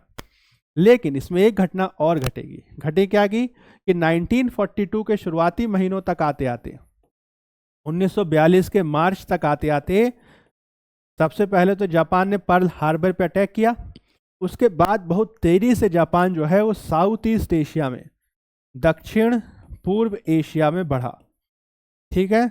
और दक्षिण पूर्व एशिया के जितने भी क्षेत्र हैं, ठीक है, जैसे कि नाम आप याद रख सकते हैं, जैसे कि फिलीपींस हो गया, ठीक, इसके अलावा सिंगापुर हो गया, इसके अलावा इंडो चाइना हो गया, इंडो चीन क्षेत्र हो गया, ठीक, रंगून हो गया, रंगून हो गया, अंडमान निकोबार आइलैंड हो गए, इन सभी पे जापान ने तेजी से कब्जा कर लिया। यानी मार्च 1942 तक आते आते, मार्च 1942 तक आते आते युद्ध भारत के दरवाजे पे खड़ा हो गया। Now the war is on the, ठीक है, on the entrance gate of India, ठीक है, भारत के दरवाजे पे खड़े होकर दरवाजा खटखटा रहा है कि भाई साहब आ जाऊं कि नहीं, ठीक है। यानी 1941 में क्या हो रहा है? तो 1941 में बहुत तेजी से राजनीति चेंज हो रही है, और ये राजनीति इतनी तेजी से चेंज हुई कि मार्च 1942 तक आते आते भारत के दरवाजे तक युद्ध खड़ा हो गया। और अब ब्रिटेन को ये चिंता सताने लगी कि अगर जापान ने भारत पे अटैक कर दिया और भारतीय नाराज होकर जापानियों के साथ खड़े हो गए तो हमें तो भागना पड़ जाएगा यहाँ से, हमारे लिए तो समस्या पैदा हो जाएगी, बिकॉज इंडियंस हमारे खिलाफ हैं, आंदोलन की धमकी दे रहा है, और अगर जापानी सब आ गया तो ये तो हमारे साथ ना खड़ा होकर जापानी के साथ खड़ा हो जाएगा। तो यहाँ पे ब्रिटेन को हो गई चिंता, उसे लगने लगा कि कुछ ना कुछ तो ऐसा करना पड़ेगा कि भारतीयों का समर्थन हासिल किया जाए, और यही प्रिटेक्स्ट बनेगा, यही तात्कालिक कारण बनेगा, आप याद रख सकते हैं, क्रिप्स मिशन का। तो मार्च 1942 में सबसे महत्वपूर्ण घटना घटेगी जो आपको ध्यान रखनी है, और वो है आपका क्रिप्स मिशन। क्या है? Cripps mission. क्रिप्स मिशन कब आया है?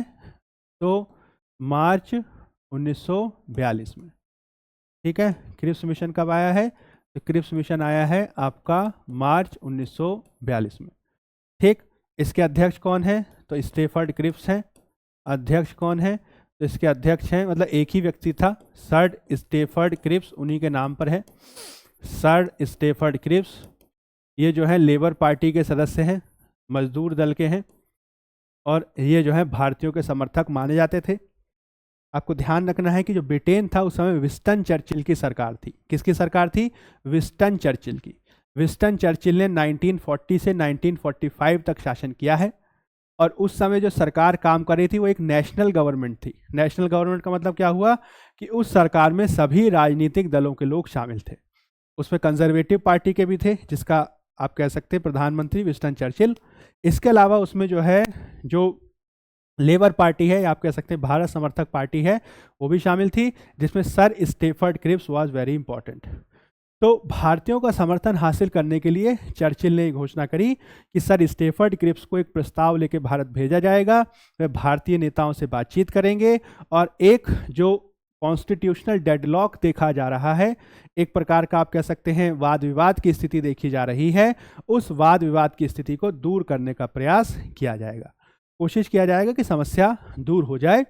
जो अंडरस्टैंडिंग है दूर हो जाए, भारतीय कम से कम हमारे साथ आ जाए। और आपको ध्यान रखना है, विंस्टन चर्चिल को ऐसा करने के लिए वास्तव में मजबूर किया गया था। विंस्टन चर्चिल वास्तव में नहीं चाहता था कि ये सफल हो जाए, ठीक है, उसका मन था ये फेल कर जाए, तो जानबूझकर इसको ऐसा बनाया गया था कि ये फेल हो जाए, ठीक है। विंस्टन चर्चिल की इच्छा नहीं थी उसको भेजने की, लेकिन उसके ऊपर जो है अमेरिकी राष्ट्रपति रूजवेल्ट का दबाव था, ठीक है। उसके ऊपर जो है जो चीनी प्रीमियर था चांग काई शेक, उसका दबाव था, और सब उससे कह रहे थे कि भाई साहब कुछ ऐसा करो कि भारतीय जापानी के साथ ना जाए, कम से कम आपके साथ खड़ा हो जाए, इसके लिए कुछ प्रस्ताव लेके भेजो। अब उसको एक्सेप्ट करें नहीं एक्सेप्ट करो बात की बात है, लेकिन कुछ दिखना तो चाहिए कि हाँ भाई कर रहे हैं हम, ठीक है। तो इसी वजह से जो है लेबर पार्टी के सदस्य या लेबर पार्टी संबंधित स्टेफर्ड क्रिप्स को भारत में एक प्रस्तावों के साथ भेजा गया, ठीक है। अब यहाँ पे क्वेश्चन ये उठता है कि भाई इनके प्रस्ताव थे क्या? तो मैंने आपको बताया था, आपको याद कर लेना है, जो अगस्त 1940 में लॉर्ड लिनलिथगो ने अपना अगस्त प्रस्ताव रखा था, उसी अगस्त प्रस्ताव का क्रिप्स मिशन एक मॉडिफाइड वर्जन है, बस उसी में 2-4 बातें उन्होंने ऐड कर दी, ठीक है।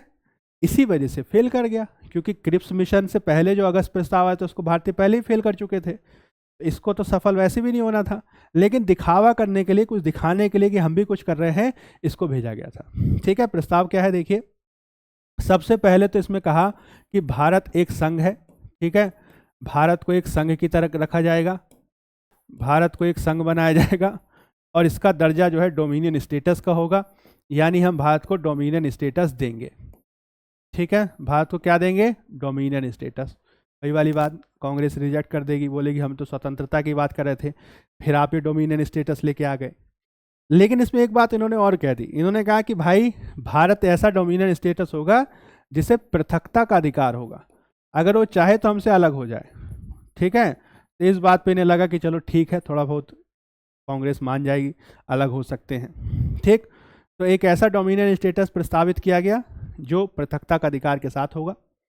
दूसरा कहा गया कि भाई संविधान निर्माण जो है, संविधान निर्माण जो है वो भारतीय करेंगे, ठीक है।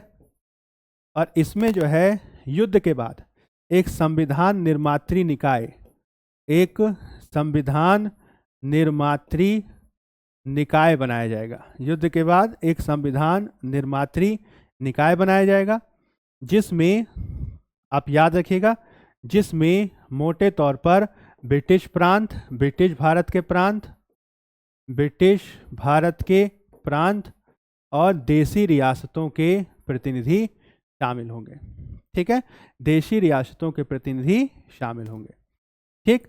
इसके अलावा आप याद कर सकते हैं इसमें और कौन कौन से प्रस्ताव थे। तो इसमें कहा गया था, केस मिशन ने कहा गया कि भाई डोमिनियन स्टेटस होगा, संघ बनाएंगे, ठीक है, संविधान निर्माण का अधिकार होगा।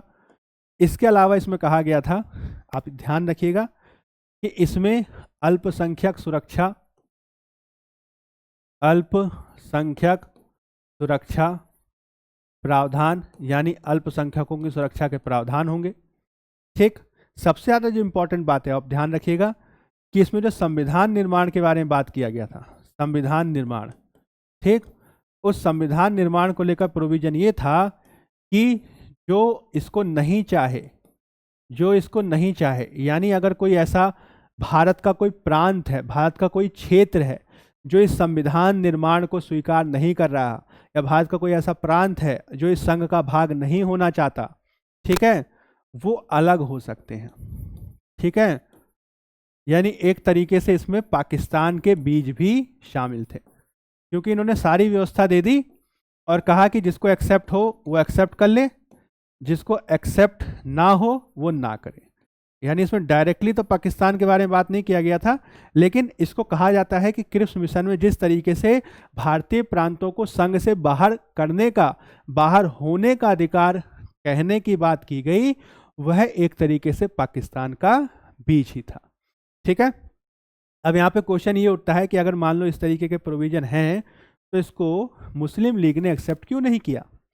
तो मुस्लिम लीग ने उसको इसलिए एक्सेप्ट नहीं किया कि इसमें पहली चीज़ तो इसमें पाकिस्तान की बात डायरेक्ट उन्होंने कही नहीं, दूसरा चीज इसमें यह था कि जिस तरीके के संघ के बारे में बात कर रहे थे और जिस तरीके के संविधान निर्मात्री निकाय में वो चुनाव के बारे में बात कर रहे थे, उसमें मुस्लिम लीग को बहुत ज़्यादा बेनिफिट होता नहीं, क्योंकि इसमें इनडायरेक्ट चुनाव होना था और उसमें मुस्लिम लीग के ज़्यादा सदस्य थे नहीं। कांग्रेस को क्या दिक्कत है? तो कांग्रेस को दिक्कत तो आप समझ ही सकते हैं। सबसे पहले डोमिनियन स्टेटस की तो हमने बात ही नहीं करी थी, हमें तो पूर्ण स्वतंत्रता चाहिए। संविधान निर्माण में भारतीय होंगे, ठीक है, संविधान निर्मात्री निकाय भारतीय वाला होगा, ठीक है, लेकिन इसमें ब्रिटिश भारत के प्रांत अप्रत्यक्ष रूप से इनडायरेक्ट चुनाव होके आएंगे। इसमें जो है सार्वभौमिक वयस्क मताधिकार का कोई प्रोविजन नहीं था, जिसकी भारतीय लगातार मांग कर रहे थे। इसके अलावा सबसे बड़ी बात क्या थी कि रियासतों के प्रतिनिधि इसमें शामिल होते जिनको नॉमिनेट किया जाता। भारतीयों ने कहा ये कैसी बात हुई, रियासतों के प्रतिनिधियों को नॉमिनेट करने से तो कोई मतलब है नहीं, वो तो रियासतों के हिसाब से काम करेंगे, उनमें भारतीय लोकतांत्रिक व्यवस्था कहाँ से आएगी। बहुत सारी बातों के चलते ही जो है इन्होंने रिजेक्ट कर दिया। सबसे ज़्यादा जो दिक्कत थी वो इससे थी कि इसमें यह प्रोविज़न था कि आप अगर नहीं चाहें तो आप इससे अलग रह सकते हैं, और इससे कांग्रेस को लग रहा था कि इससे आगे चलकर विखंडन का मार्ग खड़ा हो सकता है। ठीक है, this can lead to disintegration of India into various parts. ठीक है, याद कर लीजिएगा, भारत को कई हिस्सों में बंटने का इसमें डर पैदा हो गया था। ये बात जो है काफ़ी खल रही थी इंडियन नेशनल कांग्रेस को। यही कारण है कि क्रिप्स मिशन जो है वो फेल कर गया। वैसे भी क्रिप्स को जो है लचीला होने की सुविधा नहीं थी, उन्होंने कहा था कि भाई ये रखो, अगर एक्सेप्ट करना है तो एक्सेप्ट कर लो, अदरवाइज यू कैन गो। तो ऐसा ही हुआ, ना एक्सेप्ट किया गया ना लिया गया। ठीक है, और ये फेल कर गया, और इसी का तत्कालिक कारण बनेगा अगस्त 1942 में, इसी का तत्कालिक कारण बनेगा अगस्त 1942 में। आप याद कर लीजिएगा, भारत छोड़ो आंदोलन। ठीक है, भारत छोड़ो आंदोलन। दो बातें ध्यान रखनी है, फिर से आपको बता देता हूँ, दो बातें ध्यान रखेंगे। अगर आपसे पूछे कि 1940 का जो व्यक्तिगत सत्याग्रह है वह किसकी असफलता का परिणाम था, तो आप याद रखेंगे वो अगस्त प्रस्तावों की असफलता का परिणाम था। और अगर आपसे कोई पूछे कि भारत छोड़ो आंदोलन किसकी असफलता का परिणाम था, तो आप याद रखेंगे भारत छोड़ो आंदोलन आपका असफलता किसका है, तो क्रिप्स मिशन का। ठीक है, याद रहेगा, मैं उम्मीद करता हूँ ये चीज़ आपको ध्यान रहेगी। ठीक है, याद कर लीजिएगा। चलिए, अब भारत छोड़ो आंदोलन के बारे में हम नेक्स्ट क्लास में चर्चा करेंगे। सबसे पहले हम इसमें देख लेते हैं कुछ इंपॉर्टेंट क्वेश्चंस जो आपसे पूछे गए हैं। ठीक है, कुछ इंपॉर्टेंट क्वेश्चंस जो आपसे पूछे गए हैं, किसमें, तो आपसे पूछे गए हैं मोटे तौर पर किसमें, कहाँ गया, हाँ, जो आपसे क्वेश्चन पूछे गए इस टॉपिक से 1939 से लेकर 19 जो हमने 42 का जो दौर देखा, उस दौर में यूपीएससी और यूपीपीसीएस में किस तरीके के क्वेश्चंस पूछे गए हैं वो हम आपके साथ अब डिस्कस कर लेते हैं, ताकि आगे के क्वेश्चंस को हम फिर बाद में करें। देखिए, आपके सामने एक क्वेश्चन है, उस क्वेश्चन को आपको पढ़ना है और फिर आप हमें बताइएगा कि इसका सही जवाब क्या है। ठीक है, 1939 में जो सेकेंड वर्ल्ड वॉर शुरू हुआ उसकी पृष्ठभूमि पे एक क्वेश्चन है। पहले मैं आपको क्वेश्चन पढ़ता हूँ, फिर आप जितने भी स्टूडेंट्स हैं वो बताइएगा कि इसका सही उत्तर क्या है। देखिए, क्वेश्चन क्या कह रहा है, क्वेश्चन कह रहा है कि द्वितीय विश्व युद्ध के संबंध में भारतीय राष्ट्रीय कांग्रेस की नीति क्या थी। पूर्ण स्वतंत्रता का आश्वासन मिलने पर ब्रिटेन को सहयोग, ब्रिटेन को सक्रिय सहयोग, तटस्थता, कि इनमें से कोई नहीं। बताइए। हाँ, वाह, बढ़िया। ऋषिकेश कासत कह रहे हैं ऑप्शन ए, और बाकी स्टूडेंट बताइए, जल्दी बताइए जी। बाकी विद्यार्थी भी होंगे, बाकी विद्यार्थी भी क्लास देख रहे होंगे, जल्दी से बताएं इसका उत्तर क्या होगा, जल्दी से बताइए। What will be the answer of question number 1, प्रश्न 1 का उत्तर क्या है। अभी मैंने इस पर डिस्कस किया है, अभी मैंने आपको इसके बारे में बताया। अंजू देवी कह रही है बी या डी, और बाकी विद्यार्थी क्या कह रहे हैं, भाई बाकी विद्यार्थी भी हैं, जल्दी बताएं बाकी स्टूडेंट का क्या कहना है। सेकेंड वर्ल्ड वॉर के बारे में भारतीय राष्ट्रीय कांग्रेस की सक्रिय रणनीति क्या थी। हाँ जी, बताइए, जल्दी बताइए, क्या इसका उत्तर होगा। टेल मी द आंसर, जल्दी इसका उत्तर बताएं, क्या इसका उत्तर होगा। जी, ऋषिकेश और अंजू देवी दो ही ने जवाब दिया है, बाकी विद्यार्थी जवाब देना चाहते हैं, जल्दी बताएं। देखिए, मैं आपको बता देता हूं, सेकेंड वर्ल्ड वॉर जब हुआ तो मैंने आपको बताया था कि इसको लेकर अलग अलग तरीके की बातें उभर के आ रही थी। कांग्रेस ने कहा, मतलब कांग्रेस के जो धड़े हैं उसमें से पहला धड़ा है बोस वाला, वो कह रहा है कि भाई मौके का फ़ायदा उठा लो। गांधी जी शुरू में बोले पूर्ण समर्थन कर दो, बाद में वो नेहरू के साथ आ गए, सशर्त समर्थन की बात करने लगे। ठीक है, हाँ जी, दीपक कह रहे हैं ए। ठीक है, तो कांग्रेस की नीति क्या है? कांग्रेस ने बोला कि या तो पूर्ण स्वतंत्रता कर दो, अगर पूर्ण स्वतंत्रता का आश्वासन दे दोगे तब आपको सहयोग कर देंगे, यही तो नीति थी। ठीक, इसको कहते हैं सशर्त समर्थन। समर्थन करने को तैयार हैं लेकिन हमारी शर्तें पूरी कर दो। आंसर क्या हो जाएगा? Answer will be A will be the answer. ठीक है, हाँ जी, दीपक, ऋषिकेश, अंजू सही है। अगले क्वेश्चन के बारे में बताइए। अच्छा, ये कर लिया हमने, ये सब मैंने आपको बता दिया। ये बताइए दूसरे वाले क्वेश्चन के बारे में बताइए, इसका क्या उत्तर होगा? कथन और कारण इसमें दिया हुआ है और आपको बताना है कि सही विकल्प कौन सा है। जी देखिए, बताइए। कथन या स्टेटमेंट कह रहा है द्वितीय विश्व युद्ध में भारतीय राष्ट्रीय कांग्रेस ने अंग्रेजों को सहयोग प्रदान किया था। कारण है क्योंकि उन्हें पूर्ण स्वराज्य प्राप्त होने की आशा थी। बताइए इसमें क्या सही होगा? जी, द्वितीय विश्व युद्ध में भारतीय राष्ट्रीय कांग्रेस को अंग्रेजों को समर्थन प्रदान किया था क्योंकि उन्हें पूर्ण स्वराज्य प्राप्त होने की आशा थी। क्या दोनों सत्य हैं? क्या दोनों असत्य हैं? ठीक है, बताइए क्या आंसर होगा? जी, सब सो गए हैं क्या? हाँ, लगता है सब सो गए हैं। अंजू देवी कह रही हैं सब सो गए हैं। भाई जग जाइए। ठीक है, अंजू देवी कह रही हैं जग जाइए, तो आप सब भी जग जाइए भाई। ठीक है, हाँ जी, दीपक, अंजू, ऋषिकेश। अच्छा, ऋषिकेश कह रहे हैं ए, कुमारी पूजा गंगवार कह रही ए, अंजू देवी कह रही ए। और बाकी विद्यार्थी क्या कहना चाहते हैं जल्दी से बताएं। और बाकी स्टूडेंट्स का क्या कहना है जल्दी से बताइए, क्या होगा? द्वितीय विश्व युद्ध में क्या हुआ? देखिए मैं आपको बता देता हूँ। सबसे पहली चीज तो ये गलत है, द्वितीय विश्व युद्ध में भारतीय राष्ट्रीय कांग्रेस ने अंग्रेज को समझ लो कहाँ दिया? भाई नहीं दिया ना, क्योंकि उसकी बात नहीं मानी। तो ये भी कथन गलत हो जाएगा। पूर्ण स्वराज प्राप्त होने की आशा थी। अब भाई पूर्ण स्वराज प्राप्त होने की आशा होती तो सहयोग करते ना, तो उन्हें पता था कि ये नहीं देगा, इसलिए तो आंदोलन किया। तो दोनों का दोनों कथन इसमें गलत है। ठीक है, इसका उत्तर जो है बी होगा। ठीक, बोथ आर इनएक्यूरेट। ठीक है, both are wrong, B answer होगा। ठीक है, याद कर लीजिएगा, बी इसका उत्तर होगा। ये वाला बताइए, तीसरा वाला क्वेश्चन बताइए, what will be the answer of. अच्छा, शीतल कह रही ए। हाँ जी, शीतल, अंजू, पूजा, ऋषिकेश, दीपक, अंजू देवी, सबको मैं बताना चाहूँगा दोनों के दोनों जो कथन है वो रॉन्ग है, दोनों का दोनों कथन गलत है। ठीक है, आंसर बी होगा। अब अगले क्वेश्चन के बारे में बताइए, क्वेश्चन नंबर 3। वर्ष 1939 में सभी प्रांतों में कांग्रेस मंत्रिमंडल ने त्यागपत्र दे दिया। कांग्रेस ने द्वितीय विश्व युद्ध के संदर्भ में वायसराय के जर्मनी के विरुद्ध युद्ध घोषित कर देने के निर्णय को स्वीकार नहीं किया। ये तो आसान क्वेश्चन है, ये तो मैं उम्मीद करता हूं आप बता पाएंगे। जी, क्वेश्चन नंबर 3 के बारे में बताइए, क्या उत्तर होगा? मुझे उम्मीद है आप में से ज़्यादातर विद्यार्थी इसका सही जवाब देंगे, क्योंकि ये ज़्यादा टफ क्वेश्चन नहीं है। देखिए मैं हट जाता हूँ एक बार ताकि आप इसे देख सकें। अच्छा, अंजू देवी कह रही हैं कि मेरा गलत हो गया। कोई बात नहीं अंजू देवी जी। जी बताइए क्या इसका उत्तर होगा? अब देखिए, अब मुझे लगता है आपको उत्तर क्वेश्चन दिख रहा होगा। बताइए, कथन और कारण पे क्वेश्चन है। क्वेश्चन नंबर 3, अंजू देवी कह रही ए या बी है, और बाकी विद्यार्थी क्या कह रहे हैं जल्दी बताएं। वर्ष 1939 में सभी प्रांतों में कांग्रेस मंत्रिमंडलों ने त्यागपत्र दे दिया। कारण कांग्रेस ने, अच्छा पूजा कह रही ए है, ऋषिकेश, कासत कह रहे हैं ए है, और बाकी विद्यार्थी क्या कहना चाहते हैं बताएं। और बाकी स्टूडेंट का क्या कहना है जल्दी बताएं। बाकी स्टूडेंट क्या कहना चाहते हैं भाई जल्दी बताइए, क्या आंसर होगा?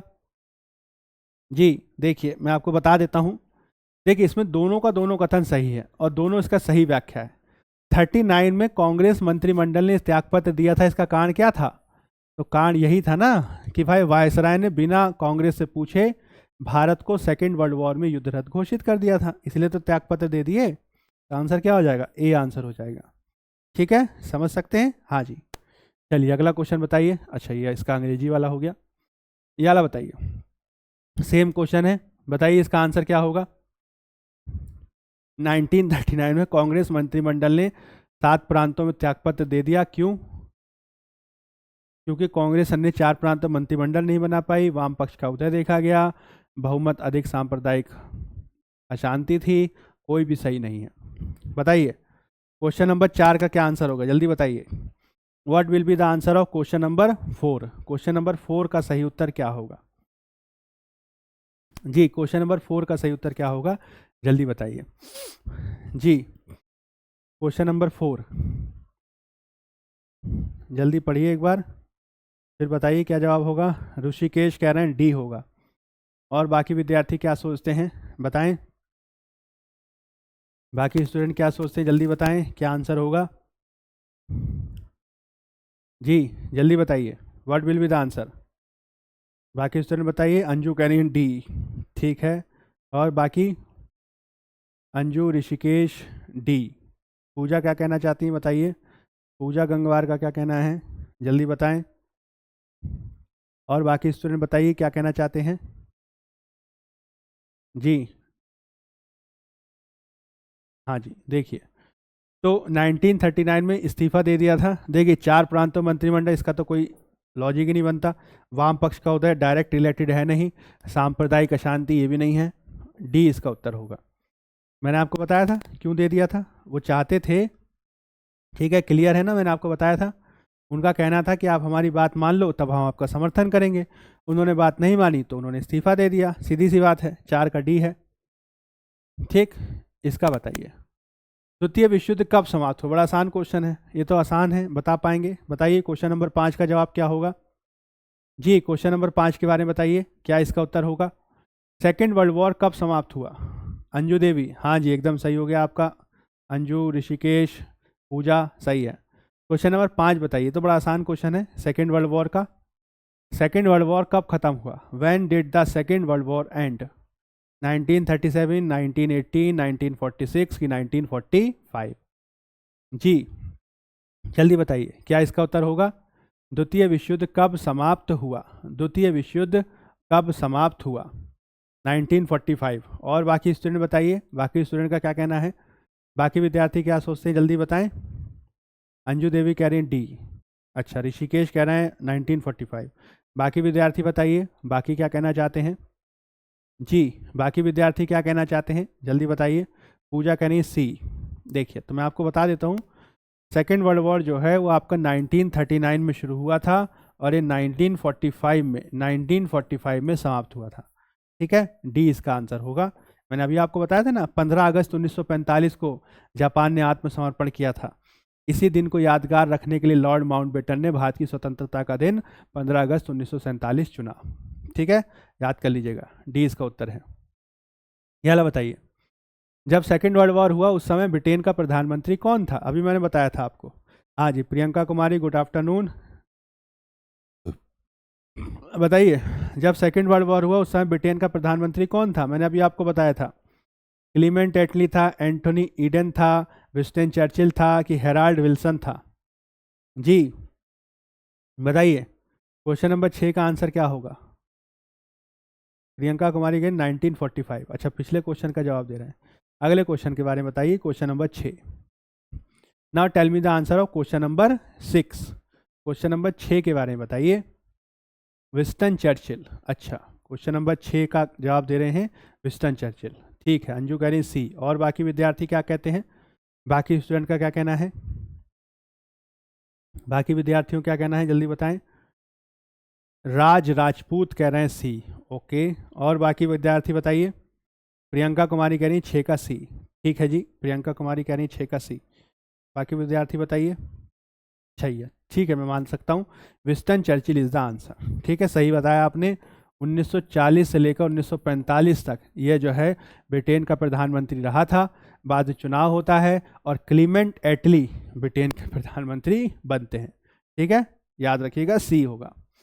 चलिए अब देखिए पाकिस्तान की डिमांड को लेकर भी कई सारा क्वेश्चन आया है, उसके भी कुछ क्वेश्चन हम कर लेते हैं। जैसे देखिए ये वाला बताइए, भारतीय मुसलमानों के पृथक राज्य के लिए पाकिस्तान शब्द का प्रयोग सबसे पहले निम्नलिखित में से किसने किया था?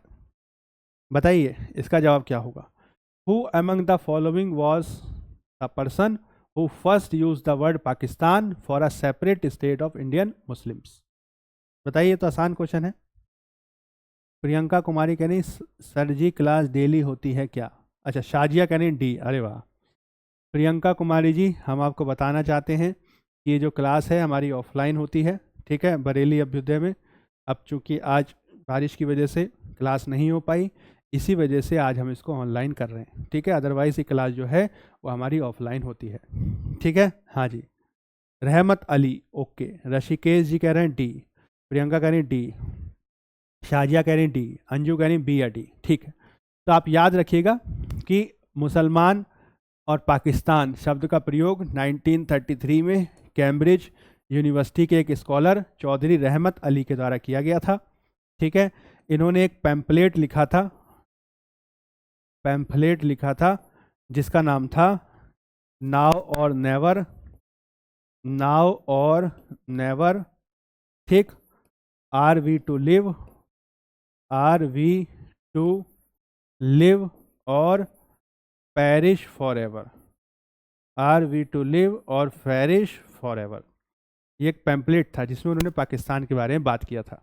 बाद में मोहम्मद अली जिन्ना ने इसी को कैच कर लिया, हालांकि शुरू में वो उसका समर्थन नहीं कर रहे थे, ठीक है। आंसर क्या हो जाएगा? डी हो जाएगा, ठीक, सही है आपका।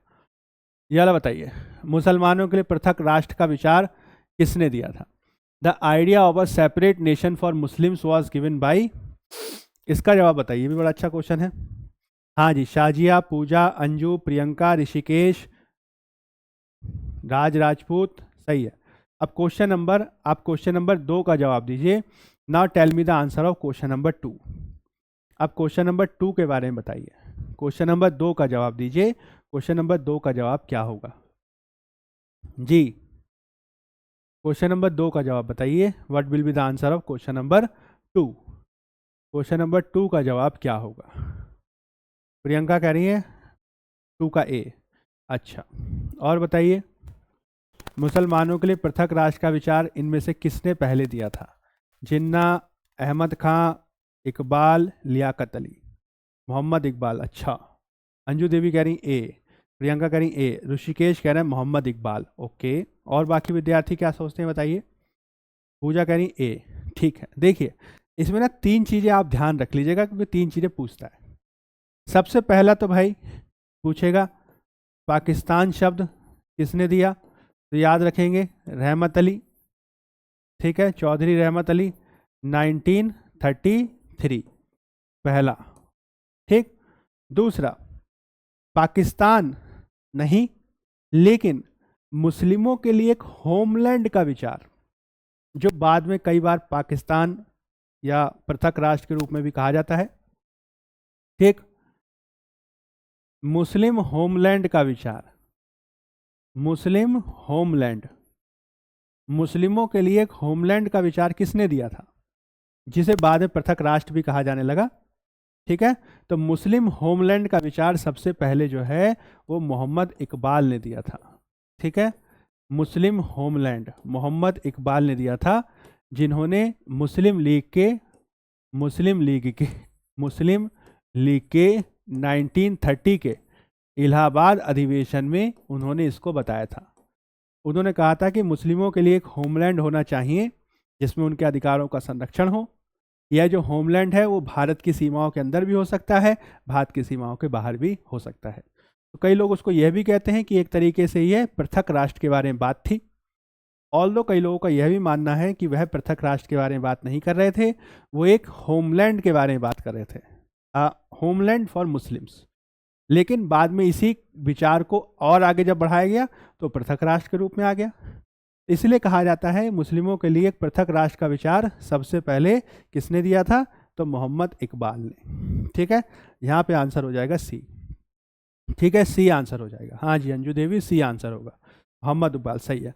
देखिए 3 बातें ध्यान रख लीजिएगा। पहले, अगर कोई कहे पाकिस्तान शब्द का प्रयोग चौधरी रहमत अली, मुस्लिम के लिए होमलैंड इकबाल, और मुस्लिमों के लिए अलग पृथक राष्ट्र बनाने का आंदोलन किसने किया, ठीक है, पाकिस्तान आंदोलन को बढ़ावा देने वाले व्यक्ति कौन है, तो जिन्ना, ठीक है। 3 बातें हैं, पाकिस्तान शब्द रहमत अली, ठीक, मुस्लिम होमलैंड इकबाल, और तीसरे व्यक्ति कौन हो गए, पाकिस्तान मूवमेंट सेपरेट, ठीक है, नेशन के लिए मूवमेंट चलाने वाले आपके जिन्ना, ठीक है। 3 व्यक्ति हैं, याद कर लीजिएगा, ठीक।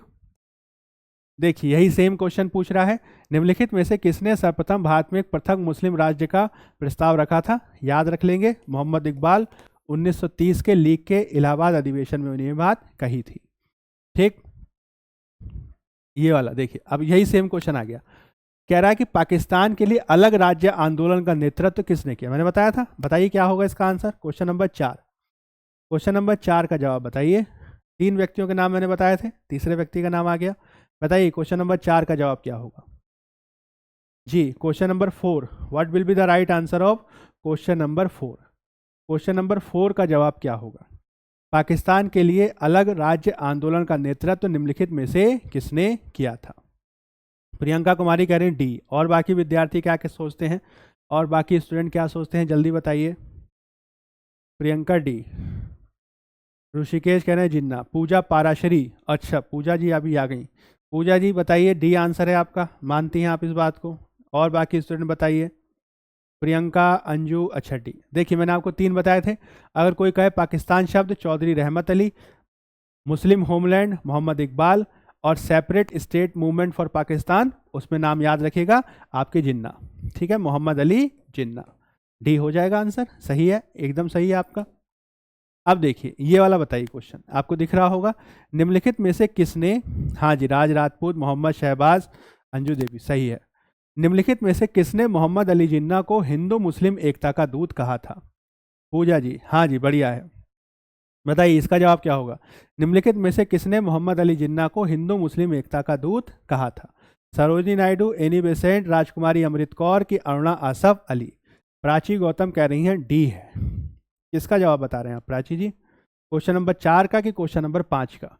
Now we are talking about question number 5।